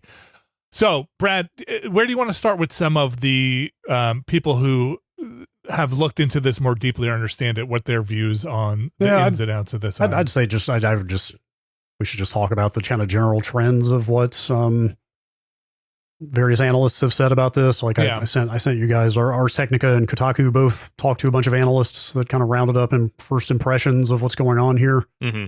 Like the big tension that I see reading these two pieces is, okay, A, they're not going to be a public company anymore, meaning they're no longer beholden to quarterly results and constant shareholder demanded growth. Yay! So maybe they can do longer bets. Yes, one might hope place bets longer than 3 months at a time and invest in bigger swings and, more elaborate productions. But of course, that comes with its own risk. And then the other thing is, and I don't know, I didn't check the math here. This is the number that's going around. Who knows how accurate it is? But the other thing is that they are going to have to pay out, make payments on this debt annually, which from everything I've read sounds like it's going to be on the order of like $1 billion a year. Yeah. Yeah. But they're going to have to pay interest on that debt. Right. And so they're going to have to.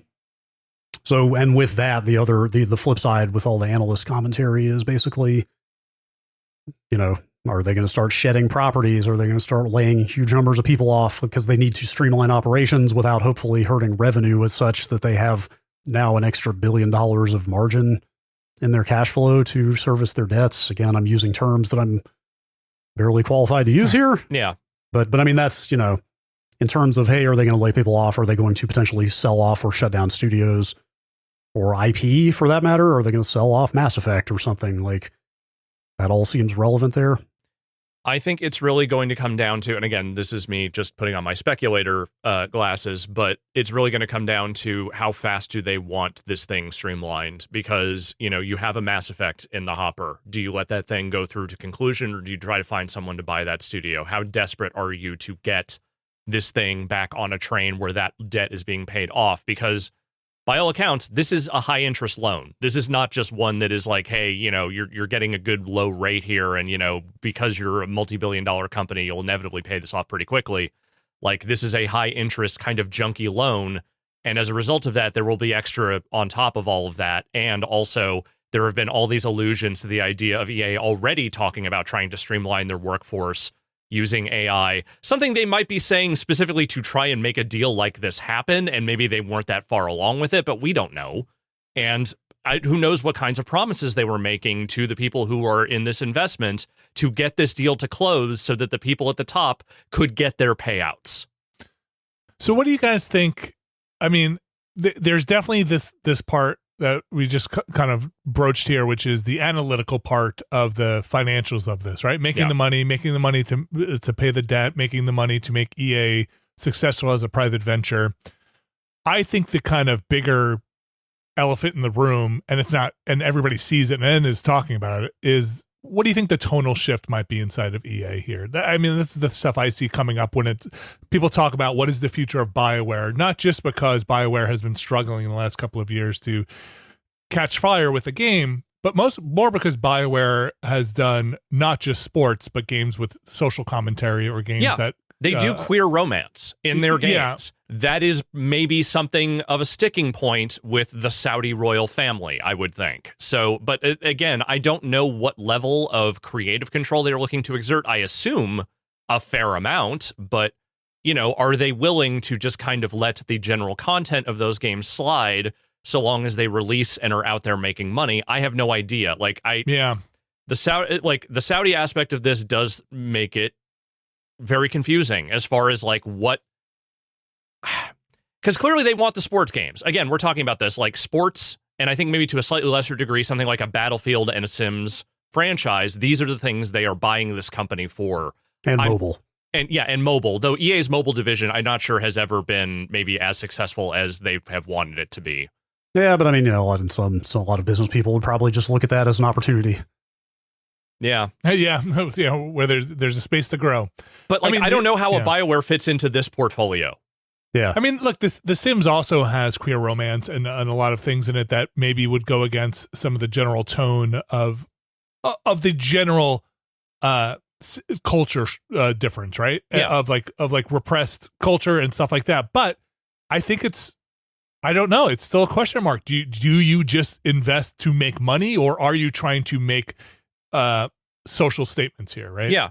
And I don't know, because again, the only real indicator we have is what's gone on with SNK up to this point, which is mostly it seems like the things that have been done to, maybe cater to the tastes of the ownership group there is the inclusion of random DLC characters, people in that Fatal Fury game, people that the Saudi royal family or specific members of the royal family happen to have a particular affection for.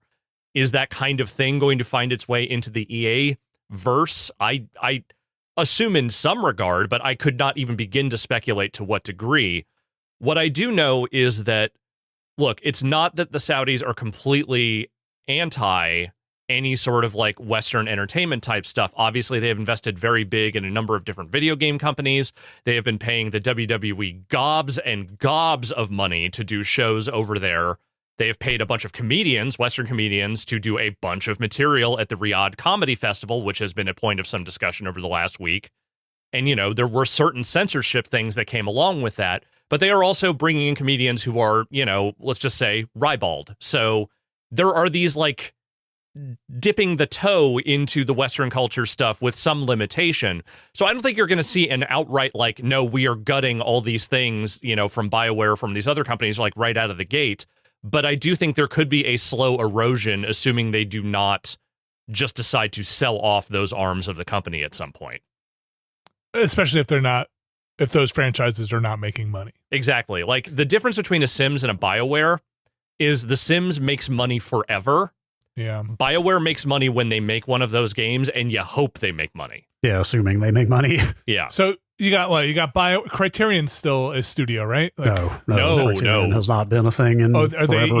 There was some version of them that became a racing? Need for Speed developer, but I don't think any version of that still exists, if I'm correct. That became Ghost Games, but I think even Ghost Games is gone now. I think it got folded into the Codemasters thing, maybe?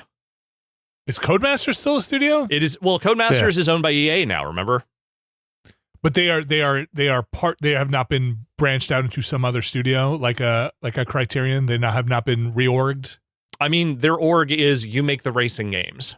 That's it. They're the racing game developers for EA. There may have been downsizing there since that acquisition. I can't remember, but they are still like a label at EA. Yeah. DICE is definitely still DICE they're making a new Battlefield.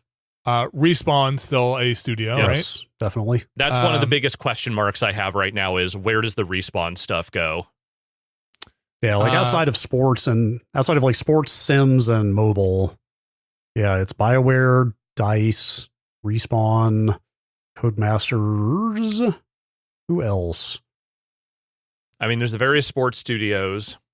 I can't remember. Like, I'm going to name studios that I don't know if they exist or not. So I'm sorry. Is Motive still around?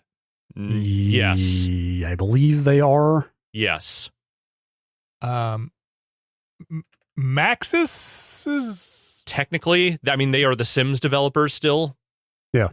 And okay, they did not get turned into like Sims team. I think their autonomy does not exist the way it used to, like in the Will Wright days, but I do believe they are still branded as Maxis, if I remember PopCap correctly. still functioning as PopCap? No. I think they might technically still exist. I believe. Yeah, that name is still around, but they haven't put out like significant new games in a very long time. Well, I mean, they were doing the Garden Warfare games not that long ago, I guess. Yeah. They don't make games like they used to.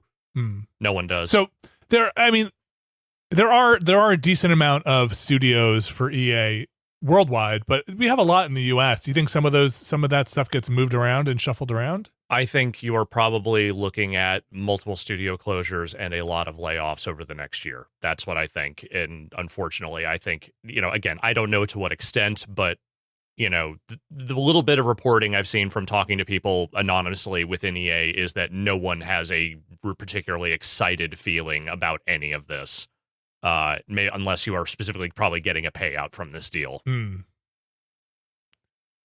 Actually, I want to say really quick here, I guess Criterion may have been reconstituted somehow because Need for Speed Unbound was primarily developed by them. Yeah, it's not the Criterion from before. Oh my gosh. Okay, this Wikipedia article, I'm sorry, I'm just looking this up. It says in August 2025, they are now called Criterion, a Battlefield studio. Yeah, they are working. Right. I mean, there's like 6 studios working on Battlefield 6. Yeah. I think everybody who's not sports and Maxis is contributing to Battlefield 6, it seems like. So yeah, I think we have talked so much about consolidation in this industry. This one feels like a big one because EA has been a pillar of game publishing and development in the West here.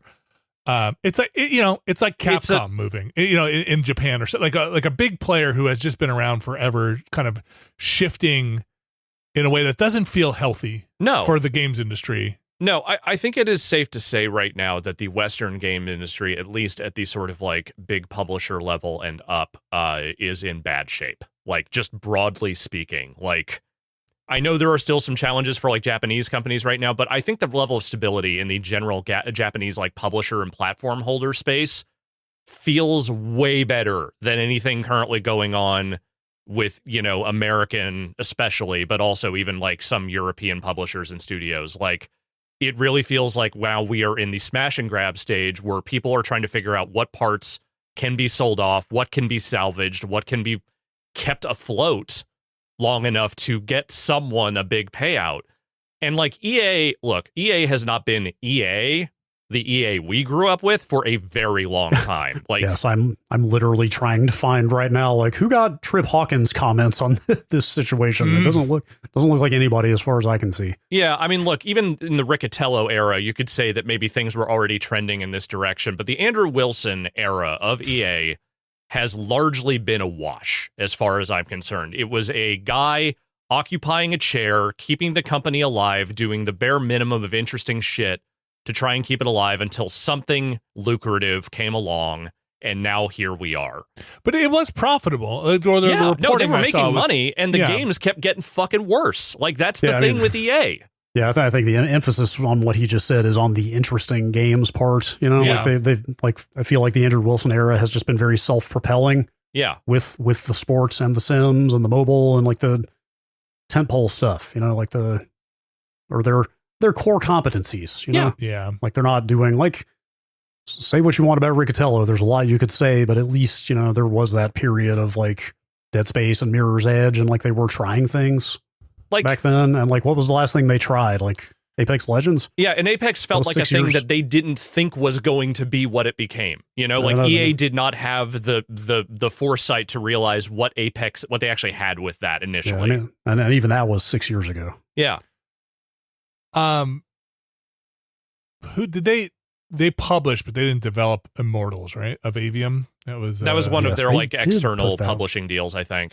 Was that a EA Partners game? Was that an EA quote original? Is that what they called it? Original? EA Originals? I'm actually not sure.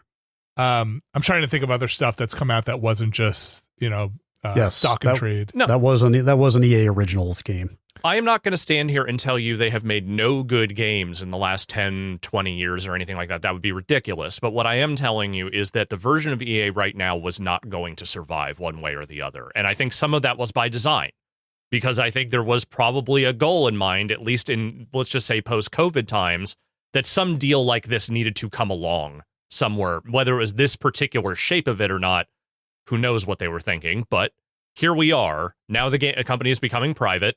And again, if you are someone who likes EA games, specifically you like their regular franchises, just on paper, the words, oh, maybe you don't have to be beholden to shareholders, which is to say maybe you don't have to worry as much about trying to get these games out on an always yearly cadence and, like the minimum number of resources. Maybe you can actually do something with that. But reading what this deal is and what it seems like they are targeting and kind of what the general vibe is, I would not assume at all that these games are going to benefit whatsoever from a deal like this. If anything, it sounds like they're going to try and streamline it even more than they already are. Do you guys remember the feeling? Because I don't necessarily, but like around like the THQ breakup, or it was weird when Acclaim. I feel like those companies felt like they were in much more dire straits at the time. Failing. Midway was in a failing position when it started to go under. And THQ, I felt like also was, you had heard more stuff about them basically really like this is it or bust, right? I feel like EA wasn't necessarily throwing up death signs, no, not specifically. Like, again, my issue here is not just with EA. this is the Western development industry, period. Like, Microsoft being able to get out there and buy Activision the way they did is not a sign of a healthy industry in the West. EA getting bought like this is not a sign of a healthy industry. Microsoft doing the things it's doing, which we will talk about shortly, not a sign of a healthy Western game development scene at the, AA and above level is what I'm talking about here. Well, I mean, I think the question there is healthy by what standard, because EA brought in almost $6 billion last year, according to this Ars Technica story. So I want to separate the money from this for a second, because the money number goes up no matter what, because every company has been dedicated to making number go up for a long time here. I'm talking about the quality and the sustainability of these companies in the industry. Like, that's how I would amend your earlier statement that EA was not going to survive. What I think what is really the case is the EA we know and would ever care about was not going to survive. Like, clearly they were making plenty of money to find a way to sustain and grow themselves. But would they have done so by making anything we would have ever cared or even talked about again? Like, very possibly not. Yeah, and maybe we say that, I'll just, asterisk being like, look, I understand a lot of people, and Alex, you could probably speak this way better than I can, really do enjoy the FIFA stuff, FC, or Madden stuff more years than others, right? Like, but they not so much in the last decade, but do come to it. Who's left Western developer wise, or publisher, I should say, press conference holder, like who of our traditional E3 press conference? How are they? They never. If you don't, I mean, Ubi's not doing great. Yeah, I was going to say they felt like they were going to get bought up. If this is the direction things are moving in, I guarantee you, if they are saleable, I don't know what state that company is in right now. Maybe the reason this hasn't happened is there are bigger problems there than we realize, but they are next up if this is going to happen again. Well, I mean, it's been floating around for like a year now that they've been looking at creating a second unit to house IP and take investment or sell off parts to Tencent or whatever. I don't know what's going on there, but so what do you think? Like, I'm trying to work through some of my feelings on this, and I think I have some of them worked out, but I'm just gonna free flow here, and you guys tell me, kind of discuss this. So part of me feels like it's a sign that the bigger consolidation and things I really don't like, because stuff shakes loose too much, right? Like, we've talked about this before, even as Microsoft has gobbled up stuff, even as other companies have gobbled up stuff, we see that when you yank the wheel like that, certain studios don't make it, right?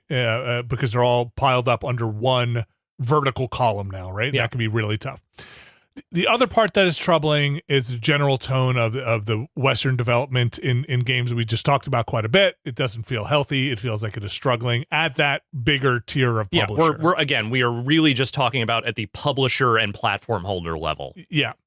The other thing is the Saudi part. And like, I'm trying to think, if this company were bought by, if EA merged with Sony, right? If EA, I can't even think of any other big publisher. There just aren't that many left. But like, I'm not going to say Microsoft, because we just went through this with Activision. Well, Disney. Actually, Disney was the one that there was talk at one point about the possibility of Disney. I don't want to talk about Disney investors were talking about it, but Disney themselves seemed like they were never that serious about it.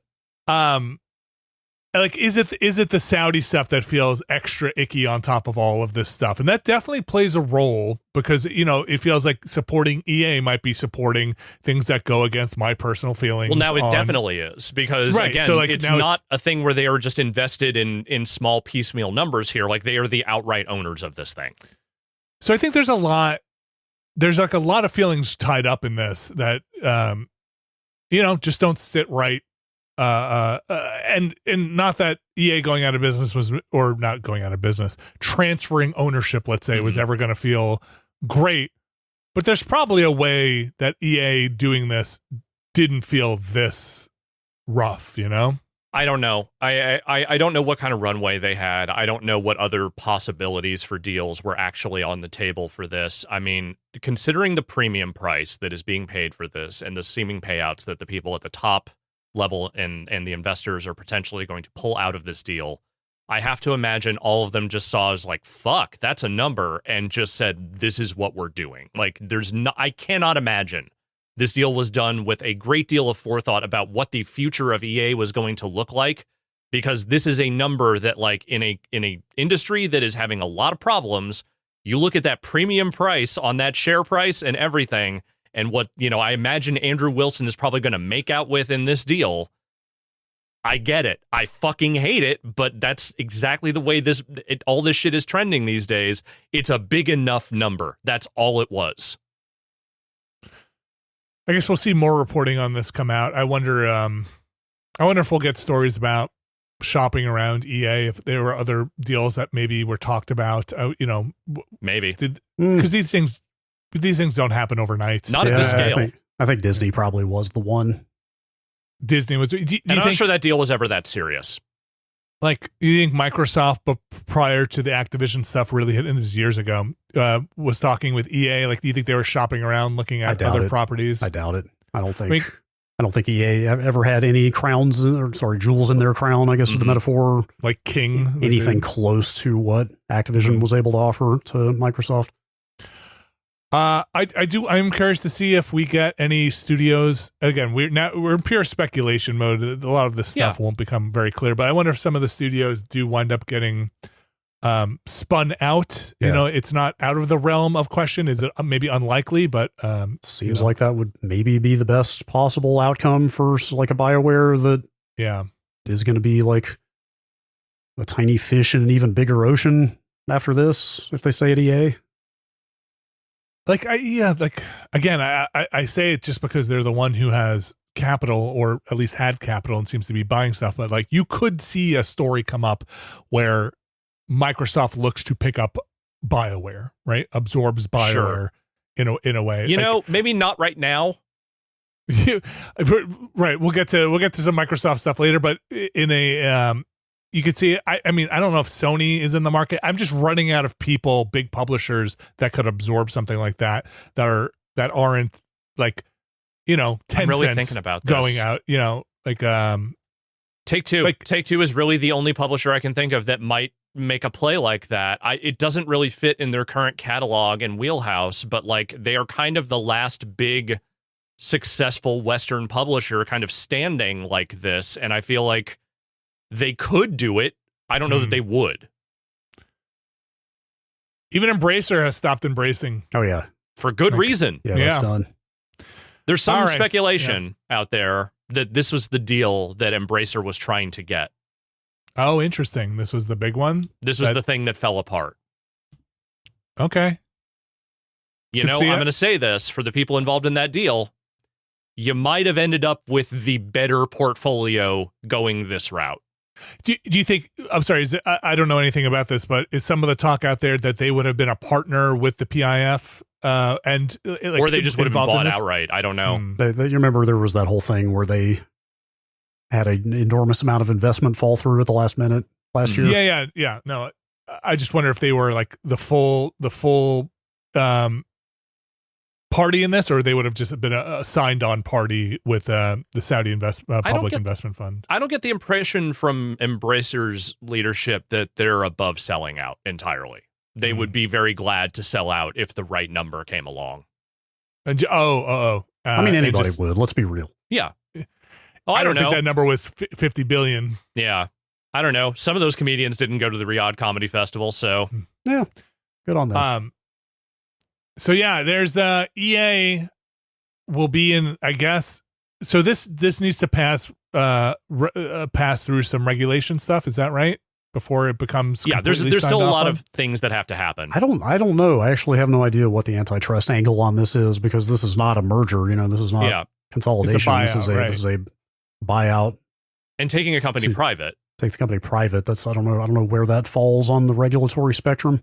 Like, I think there are steps that have to happen, but I'm not sure this is the kind of thing that like the FCC would step in and be like, I don't know, or FTC and step in and be like, I don't know about this one. Like, I'm not sure that they can stop that if all the investors are on board. I'm sure they. I assume it's in their jurisdiction, but I really don't know. Yeah, I'm not saying antitrust stuff. It's like, hey, just something have to be approved here, but none of the reporting I have read so far says like, this is not going to happen. Right? What about the current political environment makes you think anyone would step in to stop any of this for any reason at this point? Almost maybe certainly. you never know what Kushner might do in the next year. Maybe. I mean, if he got the wrong kind of divorce, maybe that someone would step in. But otherwise, I would say this might go pretty smoothly. Yeah, I don't know.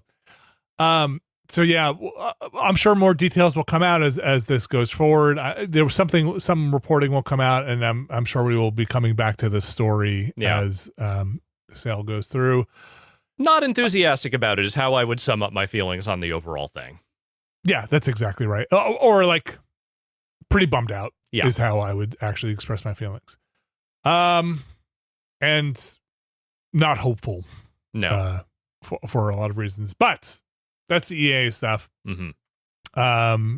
Sound off. Share your feelings about it. I'm curious. Like you said, Alex, is there a world in which are there places, maybe I haven't seen them, where the general public is happy? They were so disillusioned with current EA that they're like, yeah, I'll as long as I get better Madden or something. I'll say it again. Disillusionment is kind of part and parcel with being an EA Sports fan, but the reality is, looking at this on paper, I do not see a scenario where those games somehow become better because of this. A lot of TBD. Yeah. All right. We talked about it quite a bit, but now it is time to move on to the Microsoft news here. And just a reminder, Microsoft continues to be part of the BDS boycott. Game Pass. We have talked about it quite extensively. It is a thing that has had many iterations and many forms in the past. We are in a new form. Check out my final form. Game Pass 360. Brad Shoemaker. Oh, don't put this on me. Help me out here. This all happened as we were starting to record, basically, so I have not had a ton of time to stare at it. So, which is to say, we may get some details wrong because there's a lot of tiers in this infographic.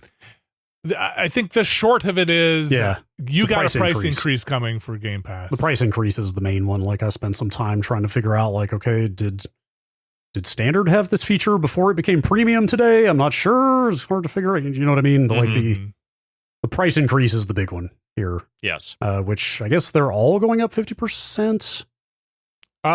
Or is it just the premium one, formerly the standard tier? Yes. So like that was $12, and that's going to $15. Yes. So they're both name changes and price increases all at the same time, which makes this even more insane to try to suss out. Core, which was the cheapest one, which has now become Essential, I think is still the same price. $10. Still $10 a month. Standard has become Premium, and that's now $15 from $12. Yep. And then Ultimate has not changed its name, but that's the big one that went from $20 to $30 a month. Yes. So $30 a month now to get, frankly, I mean, I think, let's be real here, probably the feature that most people wanted Game Pass for in the first place, which was play all the first-party games on day one. Remember when you could do that for like a third this price? Yes. Vividly. Yes. So there's some stuff here that, like, personally, I don't really care that much about, but they are, I guess, adding like Ubisoft games to Ultimate. Yes, they're like, I think Fortnite Crew is also getting added. There are some other benefits there. But it is $30 a month. $30 a month. I guess you still can get if you want to get the PC Game Pass separately from your console Game Pass, you still can get that, but it is at the very memorable price of $16.49 a month. Yeah. That's what it costs to have a computer, I guess. So the only other big change here, and I think I've got this right, again, this was kind of hard to find with the name changes and everything. Premium, which is the middle tier, is now going to get first-party games within a year of launch, which feels awfully open-ended. Like, does that mean some games will be 3 months after launch and some games will be 12? Or does that mean they'll all come exactly? They do not specify. 12 months after launch? I'm not entirely sure. But I think that's new, right? I don't think the middle tier got first-party games at all previously, right? Is this a level of minutia we don't need to worry about in this venue? Maybe not. Perhaps so. I was mostly an Ultimate subscriber. Right? Yeah. So again, Ultimate feels like the one that everybody wants because it's what's has all the benefits of original Game Pass. And the other thing that I found interesting, and I'd have to go find an infographic for their previous promotional for Ultimate, but in this one, they are promoting, or at least putting in writing, 75 plus day one games a year. Now, that doesn't necessarily say 75 plus new day one games a year, because that might be a really tough thing to commit to. But over 75 day one games a year is a high number if you're trying to tell me that those are going to be new games on day one. Whether that's true or not, I don't know. I think that could be anything, right? That could be anything. Those could be third party. It doesn't say first party. Indie games, et cetera, et cetera. But at $30 a month, your value proposition definitely starts to come into question with how much you play these games. Because some of those games, and this is why I bring up the 75 day one games a year, are going to be like $5 games, right? They're not going to be all $70 games. Some of those games, probably the majority of them, will probably fall somewhere between $10, $9.99 and $39.99. So if you're playing fewer than a couple a month, then you start to really question your investment here. Well, here's the real thing, though. I think it's a 50-50 coin flip if they completely reverse course on all of these pricing things, because, I mean, this is anecdotal, but I will say I went and checked on this myself, and it was the case. As soon as this news got announced today, their cancellation page crashed. But wouldn't you do that if you were to turn it off? If you're, I mean, they may have turned the machines off themselves. I cannot say definitively they did not do that, but it does seem to be that is the general sentiment, is that ain't worth that. Yeah, don't you just want the emotion will pass and people will forget about it? I feel like that's practically the only context I have ever seen Game Pass discussed in since it launched, was people talking about using it to play Xbox first-party games. I mean, obviously there's plenty of other stuff on there, don't get me wrong. Yeah. But time and again, it would be like, oh, I'm not going to buy Starfield because I already have Game Pass. Oh, I can play Halo Infinite when it comes out because I have Game Pass. Right. Like it was always Forza, Forza Horizon. Like time after time, it was like, oh man, I love Game Pass because I could play all these big tentpole franchises on this platform, included in my relatively modest subscription fee. Yeah, I think fee is not so modest anymore. No. Like I really feel like people are going to start questioning the value of. Oh, and they are for sure. This kind of money to keep that particular benefit. I mean, again, the real thing though is the economics on this thing were always wonky. Like that, we've heard this from some developers that bought into the program and got their sort of upfront payouts to be on Game Pass and all of that. Like the economics of this whole thing have never made complete sense. But the one thing you could say is that for the consumer, it was a surprisingly good value to have all that access to all that stuff for the amount of money they were charging. And the second you excise that one aspect of this, none of it makes sense. None of it. The value in Game Pass also, I think, in a modern age as well, was there are certain games that are service games, live service games that you still have to pay money up front for, but are reliant on an audience being there. And Game Pass giving you those access to those without putting the upfront money down to see like, hey, I don't want to pay. And sometimes $50 for a game that might not be live in 3 months, right? Might be live in 6 months. Game Pass lets you have an audience built in there. It was free. It kind of felt like, I'm not a developer, but it felt like you might get more people in to populate those servers. That was the pitch. Have Game Pass. With those being excluded or pushed into the $30 a month tier and just having Xbox published games at launch, or within a year of launch, I should say. On the $15 a month tier, I wonder if that becomes a harder sell as well. Do you know what I mean? Yes. Like, I will probably have a tier of this still because I need the online stuff, right? I will play online games, and that's still going to be tied to one of these. I don't think you can get just an online pass anymore, right? Like without being in one of these tiers.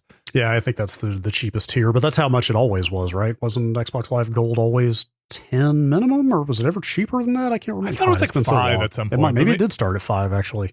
But like $5 for me, really the most all I'm getting is online stuff. The other things that are bullet pointed here: unlimited cloud gaming, in-game benefits, including for Riot Games, and play and earn up to $25 a year in store and rewards. those might as well not be there for me. Yeah. That's like not necessarily a thing.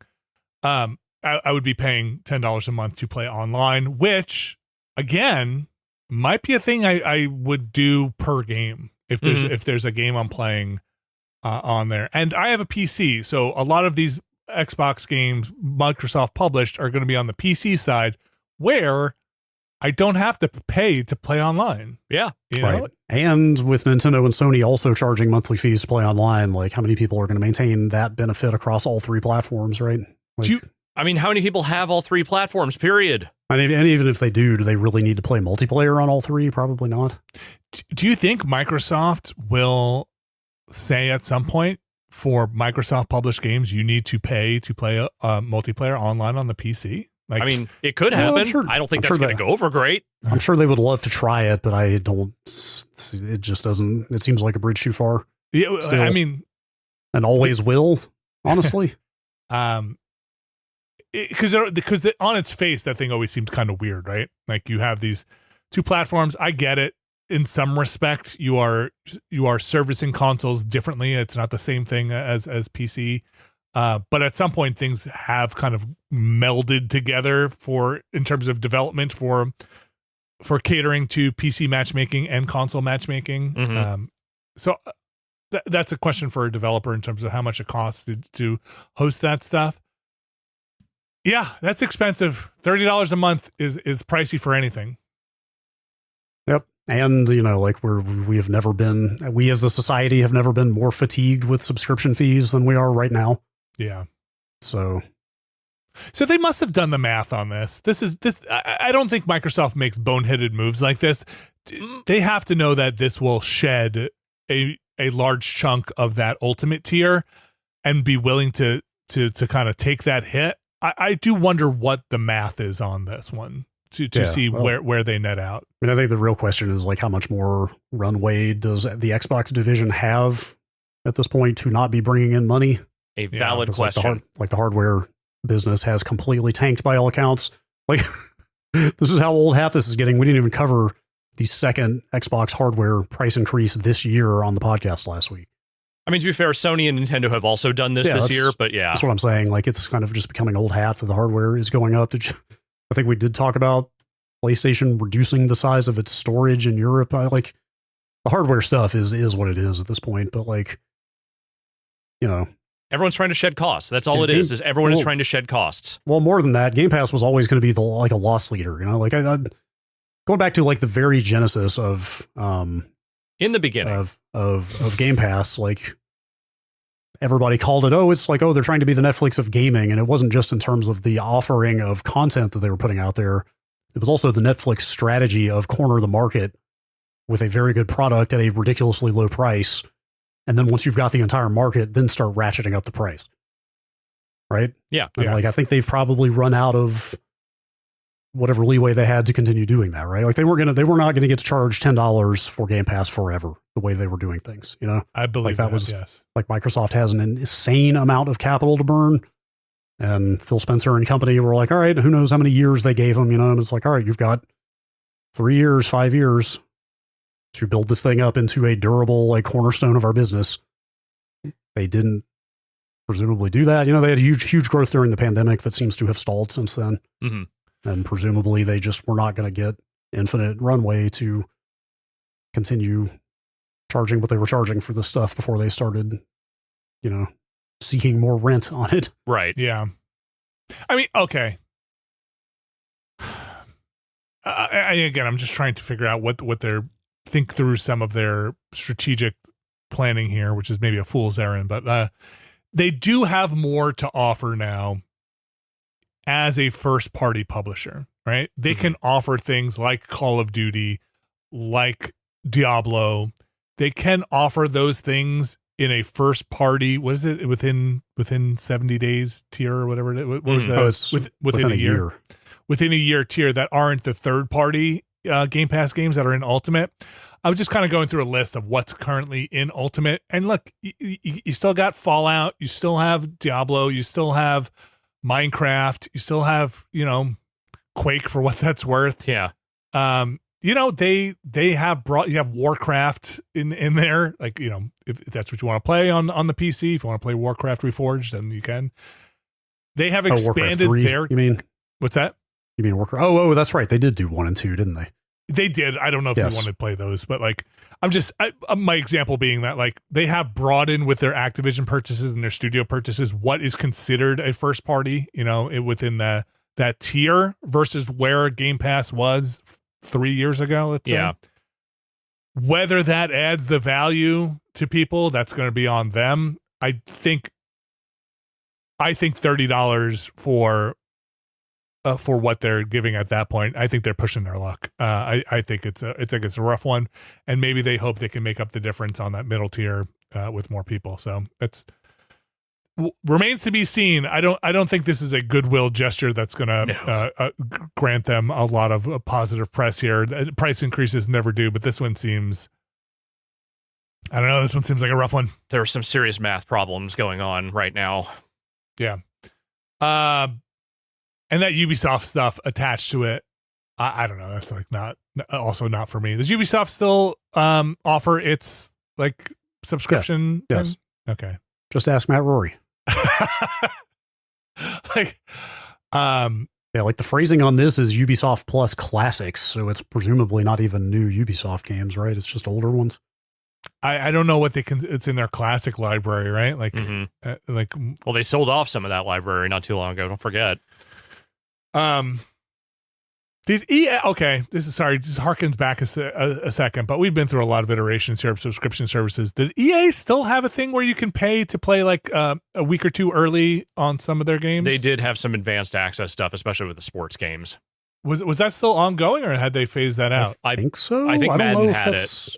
I don't know if that's still part of the subscription or not. Madden definitely had. I don't know about the subscription aspect of it. They were definitely still selling early access. Maybe on a per game basis. Yeah, that might be a la carte at this point. The EA Play Pro says day one access to full premium editions of select new games. So I don't think early access was part of that flat subscription fee. Look, again, this is a lot of these things are things that have been around and formed for a while and have gotten muddied up in my head, and I just don't. It's not a part of the industry that I keep very high tabs on. A lot of the ins and outs of the subscription stuff. You basically need to be like an analyst, financial observer, dedicated to like subscription revenue, or like deep into the EA ecosystem or Ubisoft ecosystem. Yeah, I mean, on a professional basis, like this is like for financial people to keep up with now. I feel like there's just too much. Or really big fans. They all know. I'm sure there are people out there being like, of course, this is what I do all the time. Well, we have a little bit more Microsoft news here. Aside from the Game Pass increases, we have more stuff on the Ally. Yes, the ROG Ally, the Asus produced Xbox branded handheld that's coming. Can I call it ROG? People call it ROG? Sure. My understanding is that it's technically pronounced ROG, but I also like to call it ROG until I don't know why the fuck I'm worried about maintaining somebody's brand, but I'm calling it Raj, like it's my buddy Roger. Okay, fair. Okay, definitely a lot easier to say ROG. The ROG Ally, your man, I gotta slow down for a second. Your Steam Deck not your Stream Deck, like it's your true. Steam Deck, like this Steam has a deck. Look, I still think this hardware seems cool. Yeah, we'll see. Maybe not for the price they're selling it at. Yeah, so prices got announced, and I think pre-orders are open. $600 for the base tier, $1,000 for the premium one. Hachi-machi. That's a pretty premium price. And as of right now, the $600 one is still available. The $1,000 one is sold out. No. Maybe too steep a price. I'm just gonna say no to this. That's a lot. That is a lot. I have a Steam Deck. I don't need this anyway. But even if I didn't have one, I would say that is not the price point I'm looking for. To be clear, it is not the first PC handheld in this price tier. No, I know that. Like the market is already there for this kind of thing. It seems like, but certainly by Steam Deck or especially by Switch standards, it's quite a lot. Yeah. Yeah, but I don't know. I don't know the specs on PC stuff anymore, especially in this kind of compact space. But does the tech in there seem, at least in the Ally X, seem like it is beefy enough to warrant some of that high price there? Ours, Yeah, I I mean, know. we'll have to see what the benchmarks look like when it comes out. But it is definitely substantially faster than the current Steam Deck, as far as I know. Okay. Yeah, like I have flirted with getting a Steam Deck over the last few years, but mostly that would be to play what I can play locally, and I always imagined it would be more of a streaming thing in my house, and let my desktop PC handle the heavy lifting on it. Yeah, there's so many other ways to stream if you don't need local processing in the handheld, though. Like, there's so many other ways to do that. I don't know if the Steam Deck price is worth it if you're mainly just going to stream to it. Right. You're paying for a lot of stuff you wouldn't be using on the regular. Yeah. I do wonder if once this thing launches and it's in a lot of the tiers we just talked about on the Game Pass, if there is a bigger marketing push on the Xbox cloud streaming stuff. Like, it is pushed into, is a bullet point on all of those tiers for cloud streaming. And I wonder if once this launches, if they will try to promote games more during their press conferences and their Xbox events, being like, cloud streamable. Yeah, I mean, it's definitely part of their everything is an Xbox ecosystem that they're trying to build. Yeah. That your cloud play. This is super duper anecdotal. I feel like I see more positive talk about GeForce Now these days, though, than I do xCloud or the Xbox streaming. Interesting. That is interesting.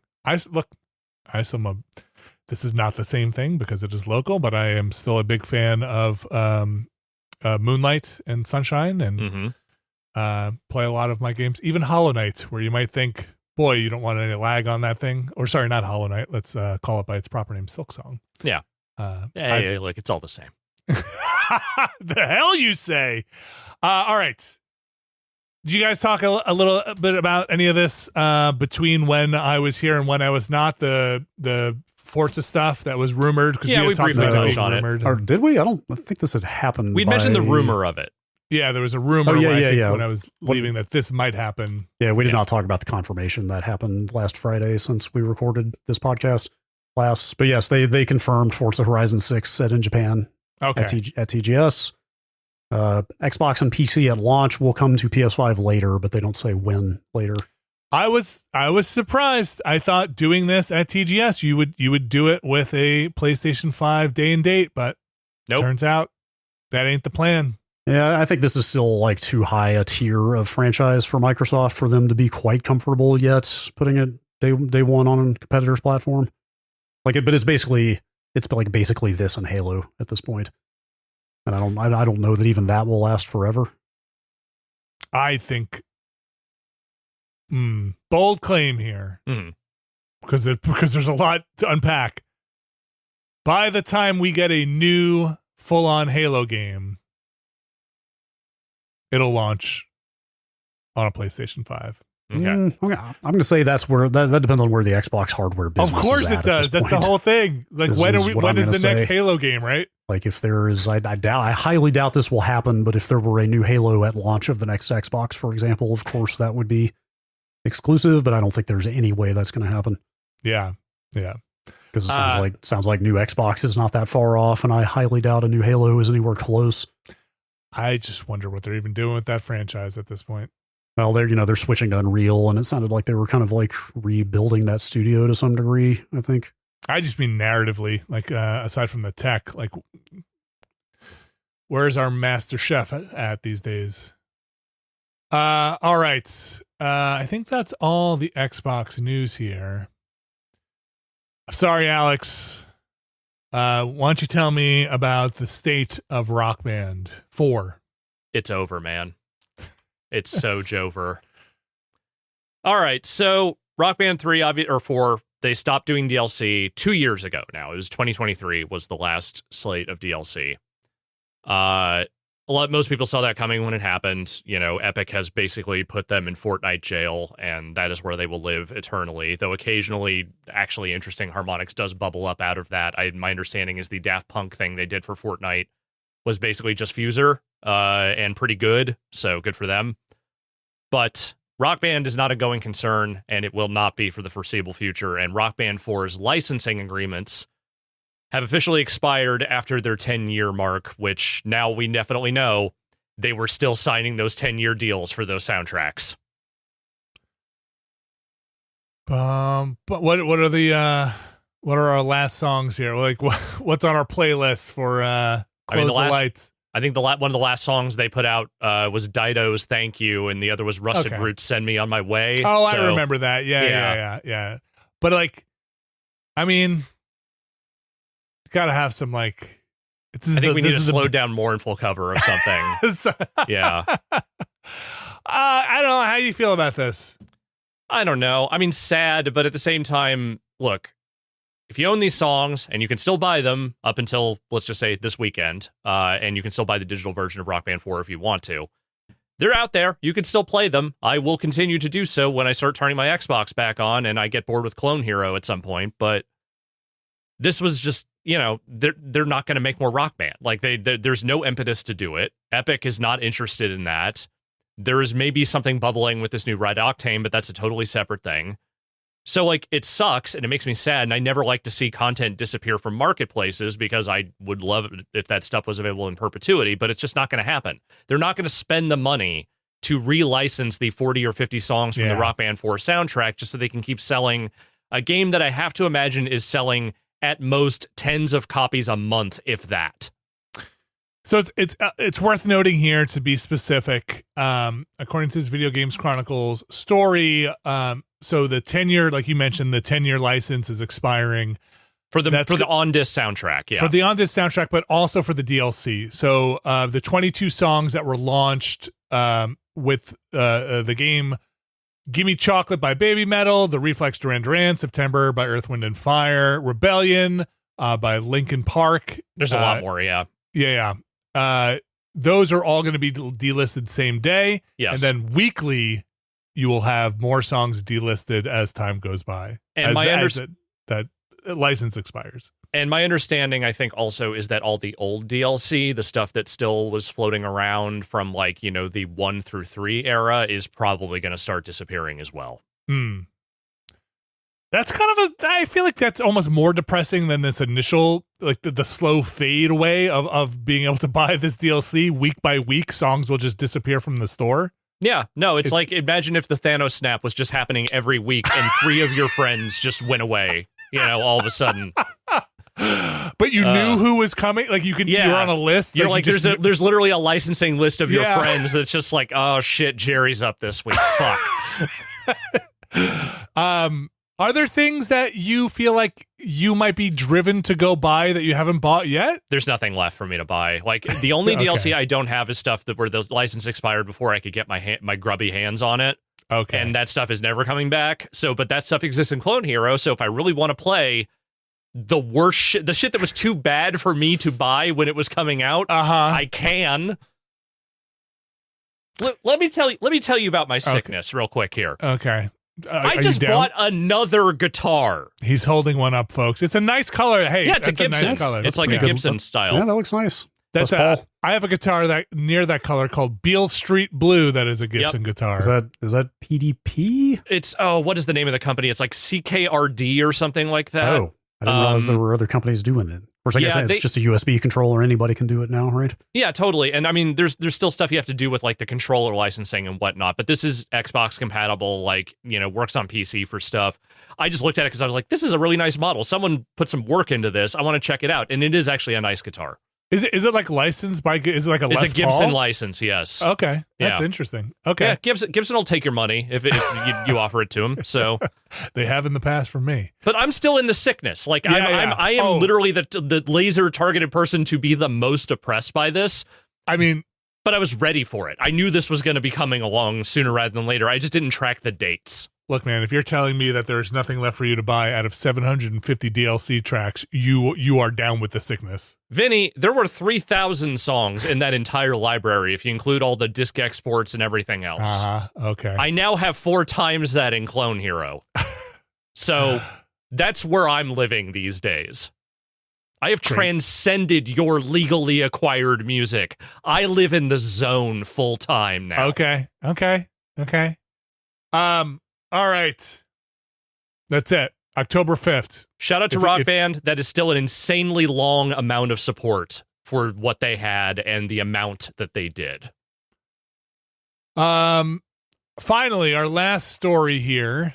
I'm just going to say it. I'm just going to say it. Do it. Okay. Bowser is leaving Nintendo. Get your jokes in now. Bowser has been defeated? I hope Bowser gets a good retirement package. Oh, he definitely will. Uh-huh. I can tell you that much. CEO of Nintendo probably getting a pretty good package, all things considered. COO? Or COO. Head of Nintendo of America. Yeah. Which is still pretty good. President of NOA, which, it's not nothing, but, I mean, all the major decisions, of course, are made in Japan, but... Doug Bowser is stepping down. Retiring, I believe, right? Yeah. Devin Pritchard is stepping up. Devin Pritchard, I don't know much about her. I was reading this news story. It sounds like a very tenured hand at the I think she was at Nintendo longer than Bowser was overall. Executive VP of Revenue, Marketing, and Consumer Experience. Like a lot of people that would know were like, oh, yeah, that's a great pick when they announced this. Yeah, I don't know what the current corporate hierarchy at Nintendo is these days, but most people seem to think this was a natural pick. Yeah, although again, most of the broad strategy decisions being made at HQ. I mean, the biggest problem with this is the guy's name was Doug Bowser. Yeah. Yeah, that's the only reason we're talking about this. The jokes are over. Yeah. Like, I'm sorry, Devin Pritchard, you're just going to have to change your name. I don't know if you want to be, you have your choice. You could be Birdo Pritchard or something. You could be maybe Devin Shy Guy. I don't know what you got to pick here, but like. Have you considered being Devin Samus-Aran? You're going to have to pick. Otherwise, nobody's ever going to accept you ever again. Devin, Link is actually the character you play. Zelda is the name of the princess. We go from Reggie, who is just Reggie. You don't need a name, Reggie, to Doug Bowser, which is like okay, fine. And now we have what it seems like a possibly very competent successor in Devin Pritchard. But like, what's your thing? Yeah, you gotta have a gimmick. It's Nintendo. Gimmick? What's your gimmick? What's your gimmick? What's your It can't just be that you're really good at business. That never works. Yeah. Brad, who was fill me in here? Who was Howard Lincoln? Yes. There was Howard Lincoln. Howard Lincoln. What was his title? Was he also president? I think he was. Yeah, he was the Nintendo of America Chairman and chief wait, hang on. I'm sorry. I don't remember exactly what the titles were. Yes, he was chairman of Nintendo of America. I started to say CEO, but it was actually the Mariners that he was CEO of. Nice. Okay. Was he there for a very long time until Reggie? Like, I don't know the handoff. Someone I thought was in between. No, there, he was definitely not running things when Reggie came along. I don't remember what was there a Howard Phillips? Peter Main ran things for a while. I think Peter Main succeeded Howard Lincoln. Okay, if I'm not mistaken. Where does Howard Johnson fill in on this? Hojo. Yeah, very different thing. Let me see. When did Peter Main step down? In 2002. Okay. Peter McDougal took his place. Oh wow. Okay. There's a list of people here. I don't know. Yeah. Well, I think Reggie was like 04, 05 maybe. Well, but that's the bigger thing though, right? Is that like for a long time, being the person who was in charge of Nintendo of America, like kind of between the Howard Lincoln and the Reggie era, was kind of an anonymous position. It was not presented the way it was because they were not looking for a charismatic figure for that kind of stuff for Nintendo. They had Iwata. A lot of the Japanese stuff was driving everything, but then Reggie kind of just developed this persona and was naturally very charismatic, and it just kind of developed. They just leaned into it, which I would say is actually kind of weird for Nintendo to recognize the gimmick is working and just lean into it the way they did.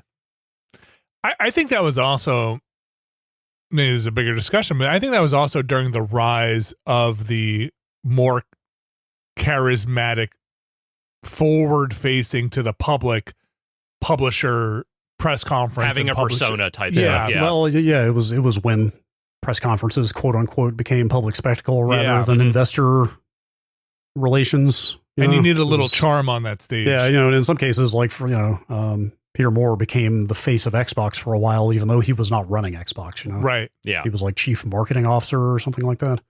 But he was the guy with the stage presence, and so he was the guy they were putting up there. Yep. So I think Reggie's kind of acceptance and rise kind of was with that time in the early 2000s of of being like, oh, that guy's fun. But that's the thing, is he was actually likable. They weren't trying to, like, I mean, again, you know, like they leaned into the bits and whatnot, but like he was a genuinely charismatic and likable person. Whereas I feel like with some of these other ones, let's just say your Jays, Allard, and whatnot, there was a little bit of force feeding happening there that maybe the charisma was not all the way there. When will we get another Jack Thompson? Jack Thompson? Not Jack Thompson. Yes, when will we get? I think we're run by nothing but Jack Thompsons now. Yep, that's Jack Thompson. Yep. Jack Tretton. Jack Tretton. Don't get your Jacks mixed up, folks. No, they're very different Jacks. Jack Tretton hung up his badge and holster a long time ago. Yeah, that's right. Oh man, I kind of feel like after the Jim Ryan era in Sony, it's kind of like keep your head down for a while mode, like until they can develop a real personality. They have a farm system somewhere. Maybe. All right. That's going to do it for the news. Quite a chunk of news there. Yeah. A lot stuff to we digest. are really well positioned and informed to give you detailed information about. Look, things are definitely very normal in video games right now. We can definitely have opinions on it. And remember, these are and we do have opinions on it. Brad Shoemaker, we have an email address here, podcast@nextlander.com. You got an email or two we can squeeze in here? Long show. Let's do like one here, or maybe a second one. We have a little time. Yeah. Scott from Portland. Wanted to let you and the audience know about a great 80s arcade movie I just discovered. Okay. Joysticks from 1983 is a typical 80s raunchy comedy where the plucky and often topless teens have to save their favorite camp / community center / school, or in this case, video arcade from an evil adult. I think I've seen this. Have you? What's the year? 1983. Is this the one where they play the giant Satan's Hollow game at the end? I don't know. I'd never heard of this before. What's the name of it again?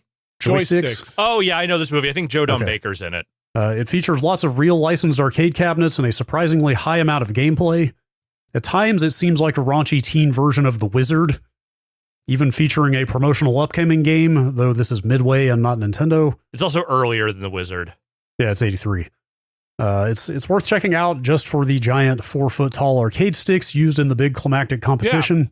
I think they play Satan's Hollow at the end. Okay. It may also be found under the title Video Madness, and the title song may be the best and worst arcade 80s song ever made. Sounds like that would have been a good fit for our movies that feature video games in the plot month. I absolutely thought about it. I didn't put it because I felt like that's not a first wave one of those to do, because it really is just like kind of a ribald titty comedy. Like It's got boobs in it and stuff. Like Joe Don Baker is your biggest star. Like it is not a great thing. The poster is straight out of some like Porky's style. Oh, yeah, it's Meatballs, Porky's. It's all the way that. Yeah. Yep. All right. Very good. Not a defensible movie, but one I would watch again under the right circumstances. Yes. Okay, I can read one more quick one. Sure. This is not super quick, but from Kyle. Topic of fountain soda machines came up on the Ramblecast. Thought I'd weigh in.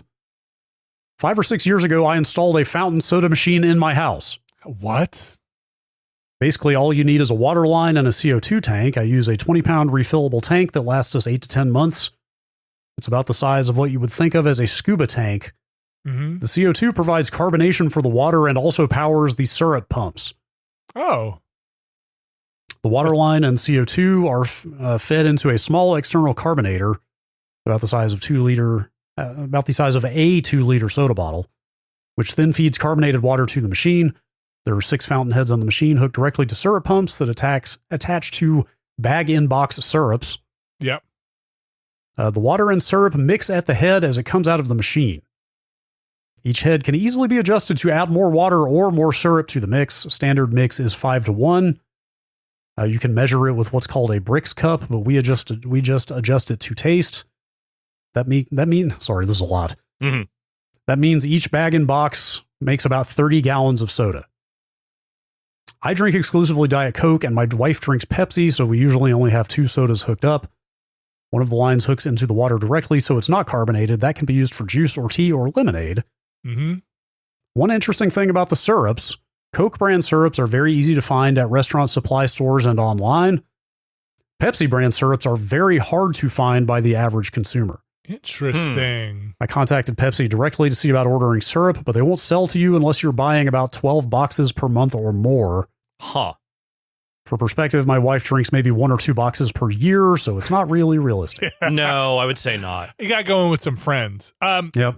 I am curious to know, in that soda machine hookup, the water line, obviously the CO2 tank, is the one that this person has not hooked up to a drain? Like, do you think there's just a tray that fills up with any spillover and then you empty the tray? I would be worried about that. You know, the drain line is probably the scariest thing for me. The tapping a water line, a little less scary, but finding a way to drain it. Are you sure your recent experience with drains is not coloring this concern? I think it totally is. Like, I guess you could put a bucket underneath it and just kind of fill the bucket up with nasty soda or something like that. But yeah, having some kind of cloggable drain where things are not draining properly, very scary. Anything water related in the house starts to get terrifying. I feel like the ability to adjust the ratio is a slippery slope. Like, you think you dial it back or dial it in? Yeah, like one day you do 5-2 instead of 5-1, and then you're like, and you get used to that. Oh. Next thing you know, you're doing half and half. And then you're just shooting it pure. And then eventually you just throw out the soda fountain and just drink the syrup. Oh, gross. I wonder if that's gross. You probably die, right? Probably. Like, you drink a bag of that stuff, you probably die. Probably go into some kind of shock or something. I would assume the amount of caffeine in there, if nothing else, would be pretty problematic. I wonder. Oh boy. Okay. I think I always imagined at like a facility that bottles Coca-Cola, vats full of Coca-Cola, but it's probably more vats full of syrup. And I wonder if they fill the bottles in a similar way where they're mixing at a head versus mixing in a tank. You know what I mean? Like, is syrup meeting the carbonated water at the introduction to the bottle, or are there tanks full of soda? But that really wouldn't make sense because I feel like it would go flat, or they'd have to keep pumping carbonation in there. And you have to like store the mixed soda, or it's probably just a lot easier to just like mix it at time of bottling. Of syrup, huh? Mm-hmm. Yeah. Fall into that, you are dead, man. Yep. Or you become the Joker. The Joker of Coca-Cola. Yeah. All right. That's going to do it for our emails. The Joka-Cola. There you go. Got it. And that's going to do it for the show. Look, we got a lot of stuff going on here. It's been a long show already, but I don't want to give short shrift to what is happening here. First of all, we have the Watchcast coming back with our scary October movies. Mm-hmm. We have a list of movies here. Alex, why don't you take it away and describe what we have coming up for the folks in terms of what is decided and what is undecided? Well, if you have listened to our final Columbo episode, which is up now, if you haven't checked it out, at the end of the Fade into Murder episode, we announced our individual picks. I have chosen Invasion of the Body Snatchers, the 1978 version. Vinny, you chose the original Final Destination. I did. And Brad, you chose Ari Aster's Hereditary. Mm-hmm. And the fourth film will be decided by you, the consumer. Specifically, if you are in Mission Control or Mysterious Benefactor tiers, you can vote on one of 6 movies, 2 of which have been picked by each of us. And those 6 movies, the poll, it is currently up right now, and those movies are 28 Days Later, 30 Days of Night, The Blair Witch Project, the original, Feast, Paranormal Activity, the original, and When Evil Lurks. Tried to say those as cheerfully as possible, despite the subject matter. And you can vote for those until Friday afternoon, in which case, once that is determined, I will post the full schedule up on the Patreon. Nice. I'm very excited. I always enjoy not only the Watchcast, not only the themed Watchcast, but also pushing me out of my comfort zone a little bit. Yep. So if you vote for Evil Lurks, you will be as far outside your comfort zone as you have ever been. Speaking of pushing you out of your comfort zone, I was going to say, going into this, When Evil Lurks had pulled into a 3-way tie, but unfortunately it has now fallen back into third place. I'm worried. I think Blair Witch and maybe 30 Days of Night are getting by on name recognition. Okay. If you want to sound us, be very sound us, Jesus. If you want to hear us, we've said too many words on this podcast. It's true. If you want to hear us sound extremely uncomfortable about what we watched, maybe go in there and vote for When Evil Lurks. Oh, I'm trying to put my thumb on the scale, but I put that movie on this poll and then immediately thought, I'm not sure I actually ever want to watch that movie again. I will say, and I'm not trying to sway the audience one way or another, just stating fact here. If not for this viewing here, I may never watch this movie. I have watched the trailer, and even the trailer was a little bit for me. This could be the opportunity to watch it. There are plenty of other fine films in this poll. Mm-hmm. Do you want to torment Vinny? This is the question. Vinny will remember this. Vote your conscience, of course. Vote what you want to see or hear us talk about, but vote for the suffering you desire. I'm just saying that one would be some shit. Yeah, I'm genuinely a little nervous about that one. Although now I feel like I'm overselling it, but like, but let's I hope you are. It was a lot of looking away from the screen when I watched that. There's some gnarly shit in there. I'm not saying this is definitely how it's going to go down next year. We did bring this up though before. In honor of that Hellraiser game coming out next year, we did talk about watching some Hellraiser movies next year. Maybe we don't have to do it around Halloween. Maybe we do it before then. But if you want to make Vinny uncomfortable, there's a whole franchise out there just waiting to do it. I don't like people getting hurt. Well, you're fucked then. So that's the Watchcast, folks, and that's going to be happening starting in October. The next one there will be our beginning of the frightful movies. That's following, obviously, what is up now for our 2 Columbo episodes. Let's see. Monday, Brad and I jumped into V Rising. We talked a little bit about that. That was a lot of fun. Tuesday, Alex, Abby, and I jumped into Blippo Plus, which you can check that out. And then Friday, we will have a patron's choice. And I believe that poll is probably closed by now. It should be by the time this goes up. Yes. What has won that poll on our patrons who have voted maybe multiple times. Which poll? Yeah, which poll are we talking about? I'm pretty sure last I checked, it was the same on both polls. Okay. Are we going to be going to Mars? Are we going to get our ass to Mars? I believe we're getting our ass to Mars. Okay. I look forward to checking that out. I have no idea how it's all going to go down, but the three of us will be able to make our own constructions and try to do deliveries cooperatively on Mars. So check that out on Friday. We will be continuing on in October, like I said, with the Watchcast and all that stuff. This is a long show. I'm trying to make sure I got everything wrapped up here. You can find all that stuff over on patreon.com/Nextlander. That's where you can vote. That's where you can find things. Oh, that's what it was in the back of my brain that I didn't talk about. There's a new Never Been a Better podcast. Made it up before the bell. Yep. For September. You should check that one out. It's a lot of fun. It's very silly. We talk a lot about ridiculous products like those EMF stickers to prevent. Did that thing happen, Alex? Did that whole wrestling thing happen? We talked about it on the thing where they were putting them on the turnbuckles or something like that. Yeah, I think that happened. Okay, good. It seems to have come and gone without incident. Okay, good. You can listen to that Never Been a Better podcast again. Go find that over at patreon.com/Nextlander, where you can find a tier that is right for you. There is one tier, though, that gets their name read on this here podcast, and it is the Mysterious Benefactors tier. That name took on a little bit more meaning after we went over all the news today of EA, but it is the Mysterious Benefactors tier, and I'm going to read those names for you, starting with Sean Miller. Sending good vibes on the internet. RRE. Alpha Rhythm. Return of the Revenge of the Heebie-Jeebies. Infelicitous Rips. David L. Kelly F. Brian Lucier. Skywarp. Jason Grimm. John Hubbard. NXL Retirement Fund. Evan Cook. Jerry Lee. Ask Deidre anything about wolf dating. Robert Fisher. Bunny Money. Jad Rita. Statics, Brian Murphy, Randy Duax, Randy Alderson, Andrew Tiepkin, Alex Wu, It's Me, JP, Edward Chick, Andrew Slosky, Steve Lynn, Matthew Herrig, David Campos, and Tyler Treese. If I didn't say it already, because I might have been stumbling over my words, those are Mysterious Benefactors, and they get their names read on this show. And we appreciate them, and we appreciate everybody who has gone over to patreon.com/Nextlander to support us. Any tier supports us very much. It's really our main source of financial support. though we love all the support we get out there from people watching our streams over on Twitch and YouTube and participating in whatever community you want to participate in when it comes to helping us out.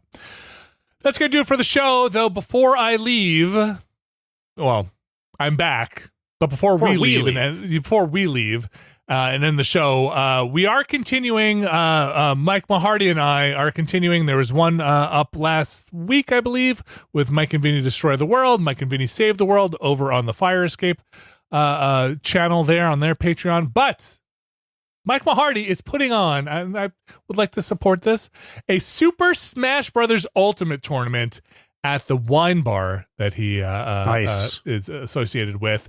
Perfect pairing. Yes. So it is happening October 20th. You can get reservations if you want to be in the Smash Brothers tournament. And maybe you know how to say this thing. What is the giant thing of champagne you get? Like a Joe Beam or like those big giant Magnum things there. Anyway, I think that's the prize for first place. Jeroboam? Jeroboam? Have you guys heard that word? What? I'm probably saying it wrong. None of those letters were in the words I was thinking it might be. Jeroboam. I'm sure it's pronounced differently than I'm saying it. I got nothing for you, man. Jeroboam. I kid you not. I Googled what I thought you were saying and started coming up with a list of biblical kings. Okay, sure. Second place is a Magnum, and third place is a half bottle of I think Magnum was what I was thinking of. There's a one bigger than that, I believe. Okay. And you can win that. Again, there are places to go to sign up. I want to say, and I'm sorry, Mike, I'm reading the name of it. I thought he always says compagnie. It's Compagne is the name of the bar. When I read it, I want to say Compagnie, right? But I think it's company Center Street. Uh-huh. Let me just see if I can get the address here. It's at 249 Center Street. If you are looking for that information, I'll try and put a link over on our Discord for where the show is posted. But yeah, if you're good at Smash Brothers and you like wine, or you want to hang out and see Mike Mahardy host a Smash Brothers thing, you can also just get tickets to show up. Sounds like a whole vibe. Yeah, seriously. Sounds like fun. But anyway, there's that. And that is going to end things for us here with the added benefit of saying you should go check out Mike and Vinny Destroy the World, or you should go check out Mike and Vinny Save the World over at Fire Escape. Thank you very much, everybody, for joining us. Glad to be back here. Sounds like everything is running just fine. The world is normal. Glad everything stayed right on the tracks. Look, perfect. Man, the lights are still on here. That's the best we could do. Thank you very much. Thank you very much, Alex Zafaro. Thank you. Thank you, Brad Shoemaker. On that note. We'll be back next week. See ya.